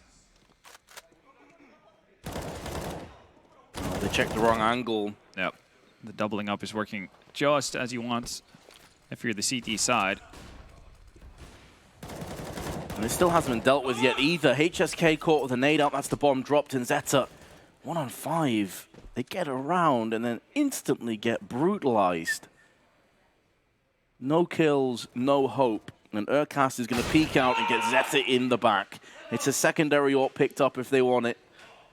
The South Koreans just, they can't string anything together. Really can't. And again, it's that notion of being close but no cigar, right? It's really what it's felt like throughout the series here for MVP. We're not going to get too far doing that. CT side on Greyhound looking excellent for the time being. Yeah, they decide against the second AWP, fair enough. I mean, if it ain't broke, don't fix it. Rifles give them a lot more versatility, and it's MVP that decide, let's turn it up a little bit. Let's go a bit quicker. Let's change the tempo. Unfortunately, though, they've run straight into Sicko, who's also switched it up, and Urkas, who's got the spray in effect. Double headshots, can't get a third, but the damage has been inflicted. They are hemorrhaging players, and Zine may be resigned to another round for Greyhound Gaming. They're going to be able to at least keep Dick Stacy alive a little bit longer. Smoke's going to give him some wiggle room at least. That's a perfect nade. The problem is, as soon as the smoke goes down, they know exactly what he's trying to do. Yeah. So it's like, yeah, well, let's just carpet bomb him. Works out pretty nicely. Zine actually makes it out to Long there without too much of an issue, but it's just complete capitulation from Greyhound, right? They refused to even fight for it, focused on catwalk. That worked out swimmingly. And Zine just didn't have anyone to shoot at, even though he was far forward up. Couldn't actually get any additional pressure put on the CTs, couldn't get a trade because they're a bit of a meat grinder. MVP might be running out of time here. Tactical pause to talk things through. And again, it's not necessarily been that their approach has been wrong. I think just on an individual note, they're not really living up to the moment. Yeah, I mean, the duels are all going the way of Greyhound. Also, Zeta hasn't had very many AWPs to play with because their economy has constantly been in this weird state of flux with force buys. When he's had it, he hasn't really done much with it exactly, either. And that's kind of how it felt. Other than the 3v1, the 1v3 clutch that he pulled off on Mirage, didn't really seem like he had a huge amount of impact in the first map either. He's got a scout at least. Maybe can do some damage. I mean, Dust 2, one of the maps where scouts are seen the most frequently. They need to get something done pretty soon. If Grant gets to double figures, obviously we're looking at best case scenario for MVP being a repeat of the Mirage result. Urkas posted up in mid as well. Just waiting for any sort of sound cue here. Flash comes out from Malta. Ooh, okay, Zeph. Going to put a cat amongst the pigeons, and now I'm going to look to charge straight across to the B side. That grenade is going to chip away multiple players. M4 in the hand of Malta. Spray in with 2, make it 3, and the round will follow. Malta's been so secure over that on that B bomb side. Actually, hasn't really mattered who Greyhound puts there. If it's Dexter alone, if it's Malta, who ends up being alone initially, both of them have just been able to deliver time and time again.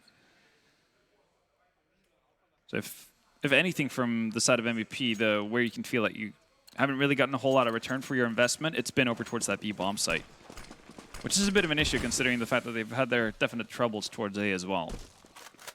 And another round without an AWP. Might just want to change up the tempo here. And again, as we talked about, Zeta not really being able to make his impact on the game with the AWP in hand. Not getting into the situations where he can just line people up and plop them down. But it's just so strange for me. If you're going to let Dust 2 slip through in the best of 3, surely you've got to have an AWPer that is in prime confidence to pick it up whenever possible, even if it's at the expense of armor and nades like glass cannon it. You know, you're not going to see Kenny S or Zaiwu pick up an SG over an AWP when given a chance on Dust 2. That's very true. MVP though, back to mid control we go. They've been giving a lot of real estate to work with here, so they can't really argue or can't really fault that.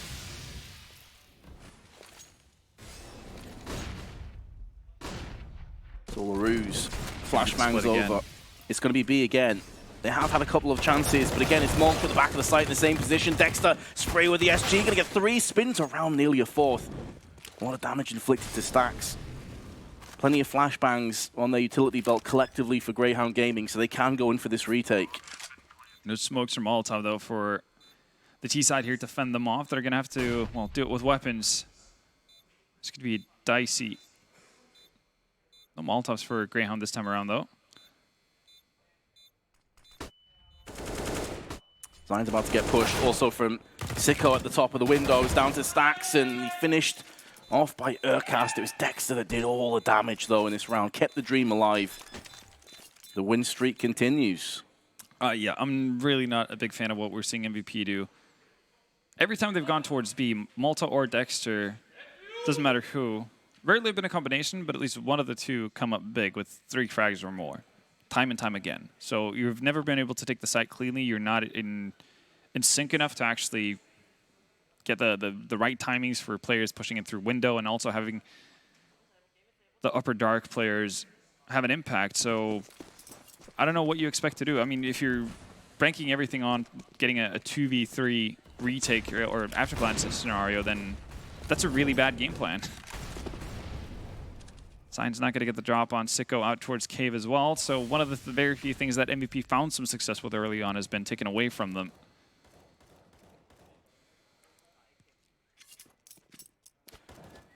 They've just had a toolbox that's been completely empty of plays, MVP. There doesn't seem to be a plan B either. We've seen tactical timeouts deployed for them over the last 2 maps, and nothing really seems to have changed. Again, take nothing away from Greyhound Gaming. They have played a very solid half of Counter-Strike, but MVP have just not been at that level that we were expecting to see.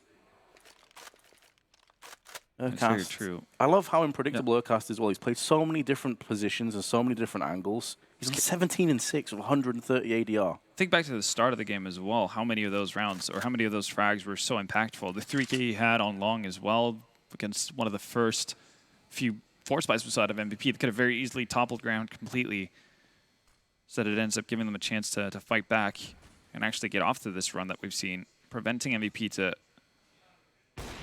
get a good start. Again, no utility preceding a push. Sicko is going to take that kill every single day. There's another one. Turns his attentions back onto long. It's more of the same. We sound like broken records, Vendetta, but I mean, there's not really much to go off here. I mean, you can only report on the news that happen, right?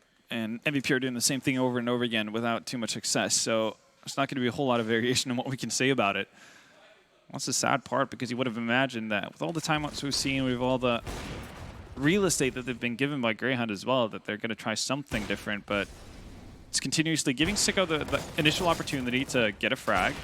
It's been a bit 50-50 whether or not he's been able to make the connection or not, but it's not at the fault of, you know, him being pressured by utility in any sort of opportunity. Flashing through mid. Can at least get a double stack of smokes in the side. Is anyone going to watch the push? Is Urcast just going to be able to come straight out and get a bunch of kills? And it's Dexter that takes it in! It's 4 kills! Using every bullet in the magazine. Such efficiency, MVP. I've been sent packing. They're getting destroyed. But how many times are we going to see them fall for the same thing? They funnel themselves. They have the majority of their players walking through a window. At this, yeah, we're a broken record, but I kind of want to break it in pieces and just never mention it again. But for now, we're going to have a bit of a breather, 1.5 minutes before we get to see the conclusion.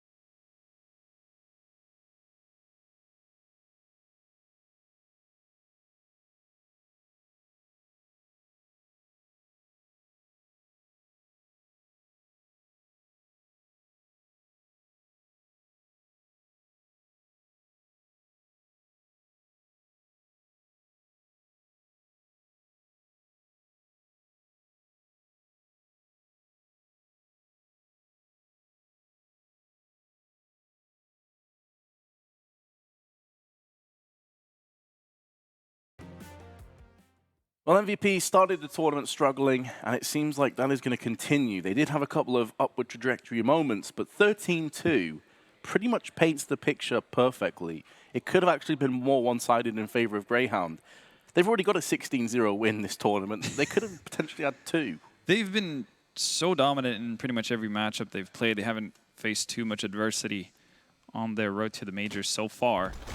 And they're already, well, eyeing up an upper bracket finals here in the playoffs. There we see Dexter closing out the very last round. He did this quite a few times. They have set protocols on the side of Grand as to how they want to deal with B-splits.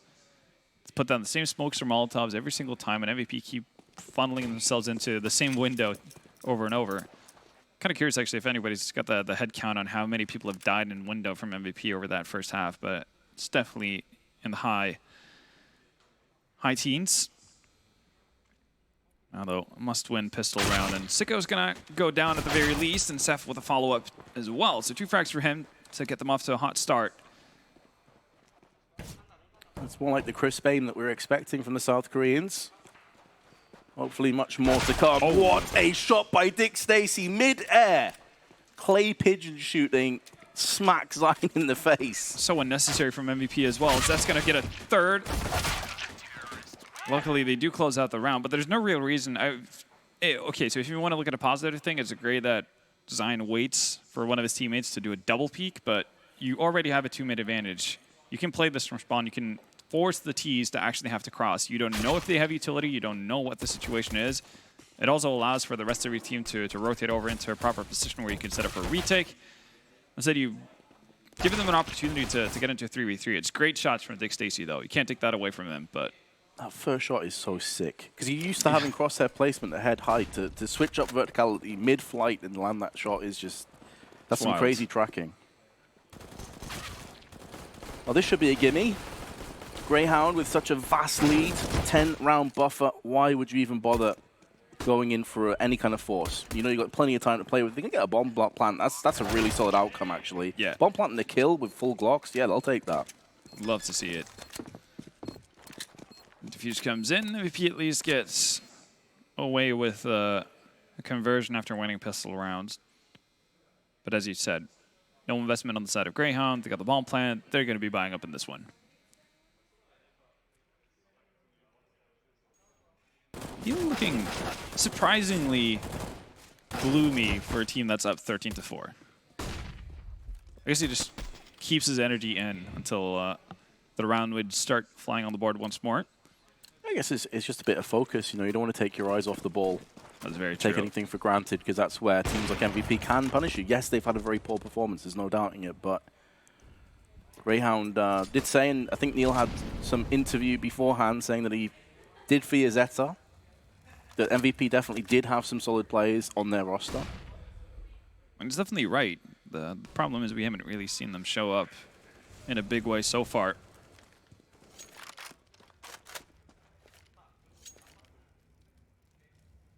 So Greyhound able to supplement an AWP with some Kevlar, plenty of nades, plenty of firepower as a result of that plant and the kill in the round prior. MVP on the back foot to an extent, but they're playing pretty standard on Dust 2. The 2-1-2 formation. It's HSK that's down in CT. Smoke over. This is something we really didn't see MVP do a great deal. If they were going to come on catwalk, they didn't have this smoke. They didn't have this play. I was about to say, more utility used on a catwalk push than MVP did for their entire half. And yeah, here we go. The follow-up flashes and whatnot are going to come out as well. HSK might have spotted one drop down. He's going to focus on catwalk still, though. It's the first one, but Malta being able to push forward. And you can see how much of a difference it makes, right? Okay, Sicko gets a little bit fortunate to find Zion through the smoke, but just the space that you're giving for Malta in that scenario. You've got the corner smoke, you've got the flashes down for him as well, and that's himself an easy kill on anyone who's playing in slope. Alleviates so much pressure on you for the rest of the players moving up through cat. Exactly. If you compared a catwalk take from MVP side by side with Greyhound Gaming, it's night and day. Oh yeah, no, you'd think if there was like a Guess Who challenge, you would imagine that whatever MVP was doing, it's like, okay, this is like from my matchmaking stack.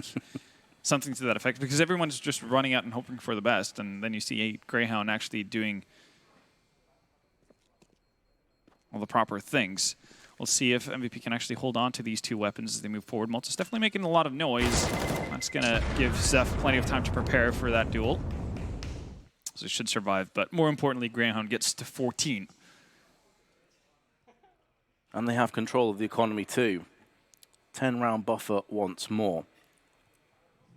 MVP, they've got a long journey ahead of them. HSK, it's a decent enough position, but it's always going to be one and done, and that is the shot that you're talking about with Sicko, perforating the smoke. But in this case, they kind of made their own luck. Yeah, by the way they absolutely. played the round, like you're always going to be in with a shot at those kind of frags. 100%. So long pressure is going to come out from Greyhound. Zion's been able to make it down into pit, but HSK is not so lucky. Response is there. Now he's all alone. He needs to buy time. Molly down means he can't push back up against help his teammates. Point blank range. Zeta won't be getting it on the second time of asking, and he has to push through the Molotov to try and help his teammate out desperately, but he gets there too late. Zeta actually going for that corner with the scout after getting the tag instead of just trying to finish him off with a pistol. Out of deal stacks 1v2. Some damage being done to Dick Stacy at the very least. And he does have a defuse kit too. Doesn't want to throw out any nades early on to give away his position. You can see a lot of the eyes trained over towards Catwalk. Not going to matter. It's unfortunate. Again, just getting the dink with the AUG onto Urkes is not going to be enough. Greyhound, map and match point. Looking to secure themselves a spot in the upper bracket finals. Yeah, and I mean, you hit the nail on the head as well on that 1v2. Doesn't want to throw a flash up in the air or a nade because there's no call of where a player's dinked because they weren't. They were both pretty healthy. Yep. So all you're going to do then is telegraph your position, and it's gone from bad to worse. Sicko, I think that's the first kill we've actually had through the double doors from T-Spawn because that it just didn't have that many ops at his disposal. Yeah. The couple of scout shots he poured into the wall didn't really amount to much of anything. Urkast is just going to continue on the rampage here for Greyhound. 5v3. It's looking like this is going to be all she wrote for this best of 3 MVP PK. Have 2 players left. Standing between Greyhound Gaming and another victory, another flawless victory at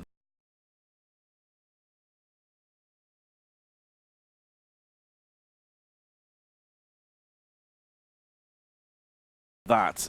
Zion spots the shadow, does convert with the kill, able to dart away, but the bomb is heading towards the B side. He's going to try and cut this off, though, in transition. Won't be able to do it, and his teammate's gone down. Now, they would have known that he was last seen in mid, so it stands to reason he'd be here. And Greyhound Gaming comfortably take the 2-0. They move one step closer to the major. Yeah, with that, I think they guarantee actually spot for a play-in as well. Worst they can do at this stage is third, right? So for them, has to be a pretty large step in the right direction. And so far, the big fact that they haven't really ran into that much resistance on their path to this stage has to, well, really just solidify their mark as favorites in this tournament. MVP, not quite the showing that we wanted to see out of them. They're still going to get more chances to rectify that, but I think all the focus needs to lie on Greyhound for now. Am I right in thinking Greyhound have not dropped a single map so far? It's been flawless? Very correct. They haven't really been that close. I think the 16-12 that we saw versus Avant on Overpass was the closest anyone's gotten. Yeah.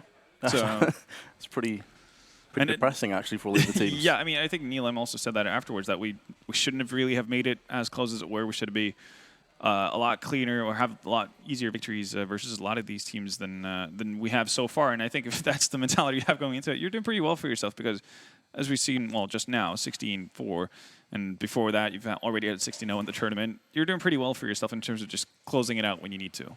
Oh, absolutely. They're looking on fire right now, but I believe we actually do have a lined-up interview with Greyhound to pick their brains a little bit more. Thank you very much, guys. Congratulations, Neil M. Greyhound moves forward, and you guys are looking absolutely unstoppable. In fact, undefeated thus far. So, what does that mean for you guys to continue this level of performance, especially against a team like MVP PK? Yeah, we stepped up today for sure. We didn't play too great.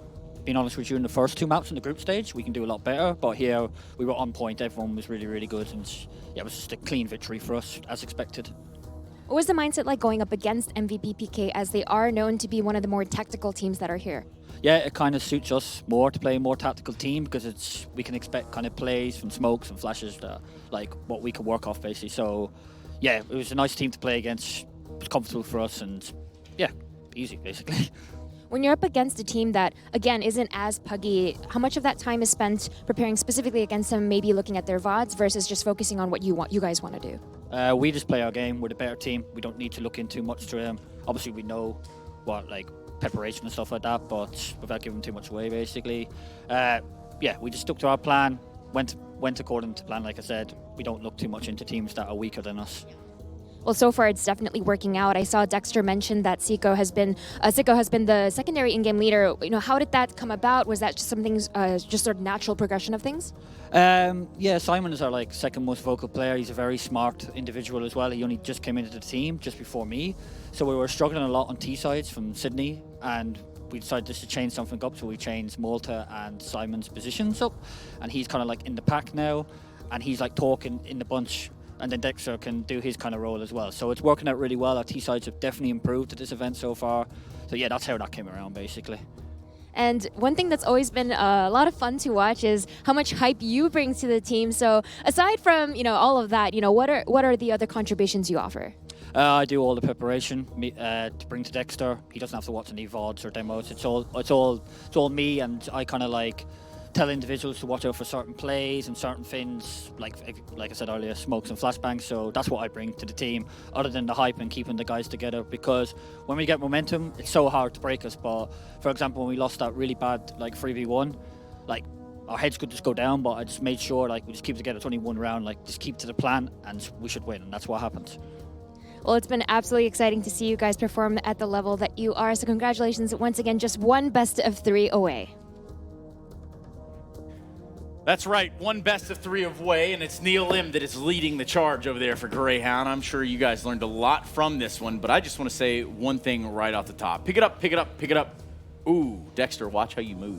You guys pop culture references? I have no idea what I you're forget it. Anyway, look, they got it done pretty convincingly, too. It wasn't like they were really stress tested there on the second map. Was a 13-2 first half. Not really an indication that it's going to be that big of a battle. Yeah. No. Yeah, not at all. It kind of felt like MVP were playing like Lemmings, where the window on that B bomb site was a cliff where they were literally just jumping through. That game was so nice. And they were like literally giving Dexter especially a lot of moments. Like he's like, hey, you want a triple kill? Here we go. You want a quad kill? Here we go. But credit to Greyhound. Everyone popped off. I think they had almost like Dexter had like 7 multi-kill rounds. Yeah, and Urcas has 6 multi-kill rounds. That's insane. Do you remember? I'm gonna go back down memory lane. Do you remember this map called AWP Pigeon, where you just snipe people flying out of the pipe? This is how it feels like this window on B. It's like one player, another player coming in. Like a skeet shoot. Skeet shooting. Yeah. You throw clay pigeons and blast them, or real pigeons. Hey, it's whatever. Do you remember Duck Hunt? Yes, I do. Once upon a time, Good times, that was basically what we got to see here. A reenactment from Greyhound Gaming playing one of their favorite childhood games in Duck Hunt. Either way, that one's done. That one's over with. And I guess looking forward, what do we have to say about MVP PK? First of all, I have nothing to say. No, that's wrong. But I'm upset. I'm going to say I'm upset because I had high hopes for that game. I thought, looking at the way MVP was playing in the group stage, yes, they got challenged a little bit by Alpha Red, but merely the fact that they got challenged, they were here, I thought they would have more depth to their game. I thought it would be a bit more polished, a bit more furnished, what they could do. And I was hoping a lot. I had high expectations for that game, and now I feel like you must feel Sweden every day of your life. You know, I feel sad, I feel lied to, I feel promised things that didn't happen. Well, like I said, it's like an abusive relationship, and I never learned from it. And MVP once again letting me down. It's great. But here's the thing, though. Seriously, MVP, from what I've seen of them in the past few months, have actually impressed me the way they played Counter-Strike, the map selection, the way they're playing certain maps. The 16-14 loss to Liquid on Nuke was a pretty close affair. They managed to grind it out. They were showing a lot of grit, a lot of skill, a lot of, well, tactical CS, so to speak. Here, there was nothing of that nature. This was old school, classic Asian CS. Maybe the fact that playing the Asian minor changed the way they approach the game, perhaps. Maybe. They're literally just running in, hoping to win duels, and Greyhound's like, no, And I'm kind of wondering what the trigger there is. What is the click that says, hey, you know what? Everything that we've worked on, throw it out the window. Let's try this. I don't know. I really don't know. I think you're onto something when you say the context and where you're playing has an importance. Because if you're MVP and you're in Cologne playing against Liquid, maybe you're in that mindset of, wait a minute, this is high tier CS. We are with the big boys. We need to do things right. And then you come to the Asian mind and you're like, yeah, okay, we can probably win this just playing our own game, which is not a good idea. But that is so counter logic, right? No, I'm not saying it's how it should be. I'm trying to make sense of the things that don't make sense. Yeah, if you're playing at that level against the likes of a Liquid or a Mouse Sports, you just bring 50% of that to this tournament and you'll be having a good time. But this is pretty terrible. I'm sorry. Well, this is how the playoff bracket has shaped up. With Greyhound picking up the win over MVP PK, they will drop into the lower bracket and have an elimination matchup, wherein our next match will be TYLOO versus AVANT. Now, loser of that will go on down to the elimination bracket, face off against MVP PK. But for the time being, what we have to look forward to is TYLOO AVANT. Yeah, TYLOO AVANT. I'm hoping it's going to be a good series now that we've seen this. Maybe not. Listen, man, I have no more expectations anymore. In any case, the winner of that game versus Greyhound should be a great game. Now, all joke aside, it should be interesting. We haven't really covered TYLOO that much in that tournament yet. We have focused on AVANT. Yes, we haven't seen the bad side of it, the good side of it. So against TYLOO, an opponent that is, in my opinion, way higher in the rankings in terms of experience and individual talent. I think TYLOO is a question mark here, right? Because for us as well. We haven't really seen them play much, and it is one of their bigger events with Freeman playing. And we saw I read an interview with Benton, which I think he gave for HLTV, where he was like, Freeman coming into this lineup has changed the way we're approaching a CD side. It's a summer call gonna get fancy, no more Execute. The lack of Execute as an AWPer, how is that going to affect the lineup? I think there are a lot of question marks here. I'm looking forward to that game indeed. We have a considerable amount of time before we have to go anywhere. So I guess I'll just ask you guys straight away. Is there anything that you want to say, perhaps pertaining to the game, not pertaining to the game, really anything at all at this point? I really like your jacket. Nice. That's a good start. Thank you very much, Blay. Yeah. I want to say hi to my parents who probably are looking at the stream. Hey, Mom, if you're looking at it. Are they? My mom's definitely not watching right now. So. My parents look at the stream. They do, and really? they're actually avid. They know the game, and then they would send me messages like, why is Vitality losing? What are they doing wrong? And I'm trying to explain to my mom, listen, Liquid is actually pretty good. So my family thinks I make video games. So yeah. Do you make video games? Wow. So what do you do? I make Candy Crush. Better question, what do your parents do? Let us know using all the Twitter sphere and stuff. Let us know what's going on at home, what you had for breakfast this morning, or what you're planning on eating for dinner if it is about that time where you're from. Because the time for us is to take an extended break before we jump into our next matchup here. One best of three and another one that you do not want to miss. As the minors do carry on here in Berlin, we are getting closer and closer to that StarLadder Major of 2019.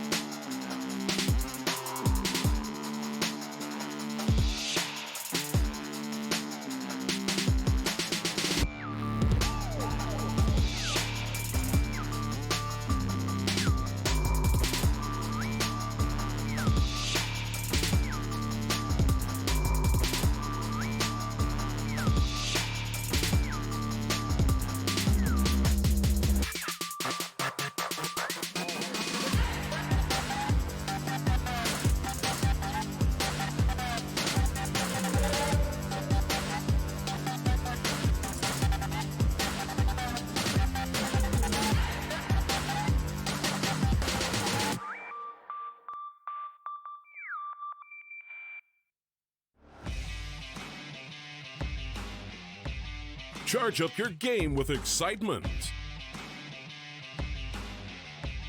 Highest odds on the market.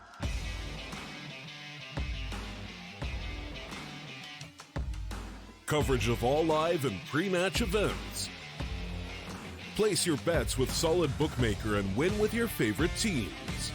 Take what's rightfully yours with GG.bet.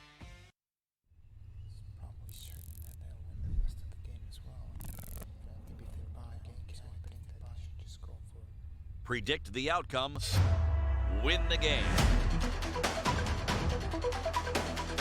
Get live coverage and schedules for your favorite tournaments. Analyze, predict, and vote to gain points. Compete with other esports fans and climb the leaderboards. Strafe, everything esports. Download now on iOS and Android.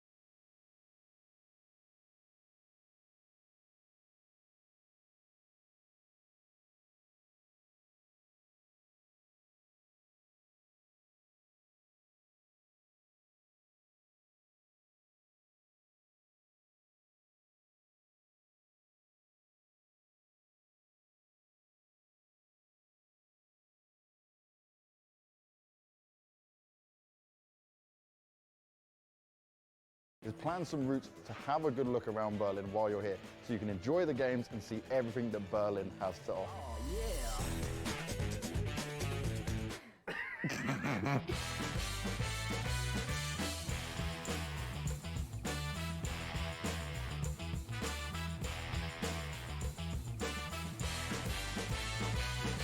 The Berlin subway stations has a pretty unique design to it. It's very efficient. You have zones A, B, and C. A being the city centre, B being the outskirts, and then C going off towards the suburbs. We can see a lot of Berlin by doing this. The Berlin subway lines subway system consists of 25 lines, and it can take you anywhere in the entire city. There's 3 lines here, and 2 of them are pretty interesting. First one is the U-Bahn, which is our underground one, and that has 15 lines. Then we have the S-Bahn, which is one that just rolls across the surface, and that has 10 lines. So if you go to the Ringbahn as well, you have an S-Bahn that goes all the way around the ring if you want to choose that route to go as well.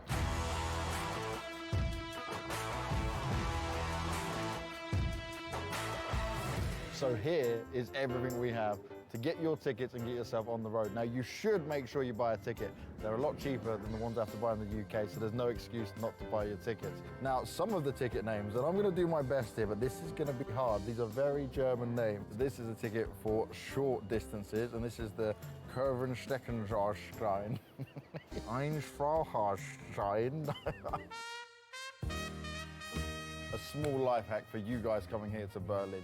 You can download the BVGH Far Info Berlin, and what that is an app that you can use to plan your route, know exactly where you got to go, buy your tickets and have it all on your mobile phone. That's something I love to do, and it's certainly something I recommend if you're coming here to Berlin. Now we need to get on this train, so let's make sure we hop in.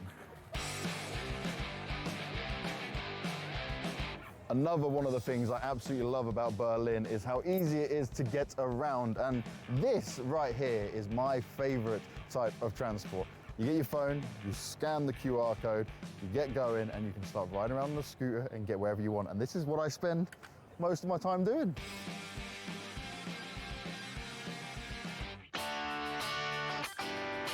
You can get to the Mercedes Arena and the Music Hall by multiple forms of different public transport. Buses, trains, trams, scooters, you know I love them. Sometimes you can get to anywhere you want here in Berlin with just using multiple forms of public transport. But very interestingly enough, and it's not one I'm going to be taking, you can also take some ferries. There are ferries that stop very close to the arena and the Music Hall, so you can hop off them, enjoy a leisurely boat ride before you get to the arena. And if you do take one, let me know, because me personally, I won't be taking them. I'll see you guys there.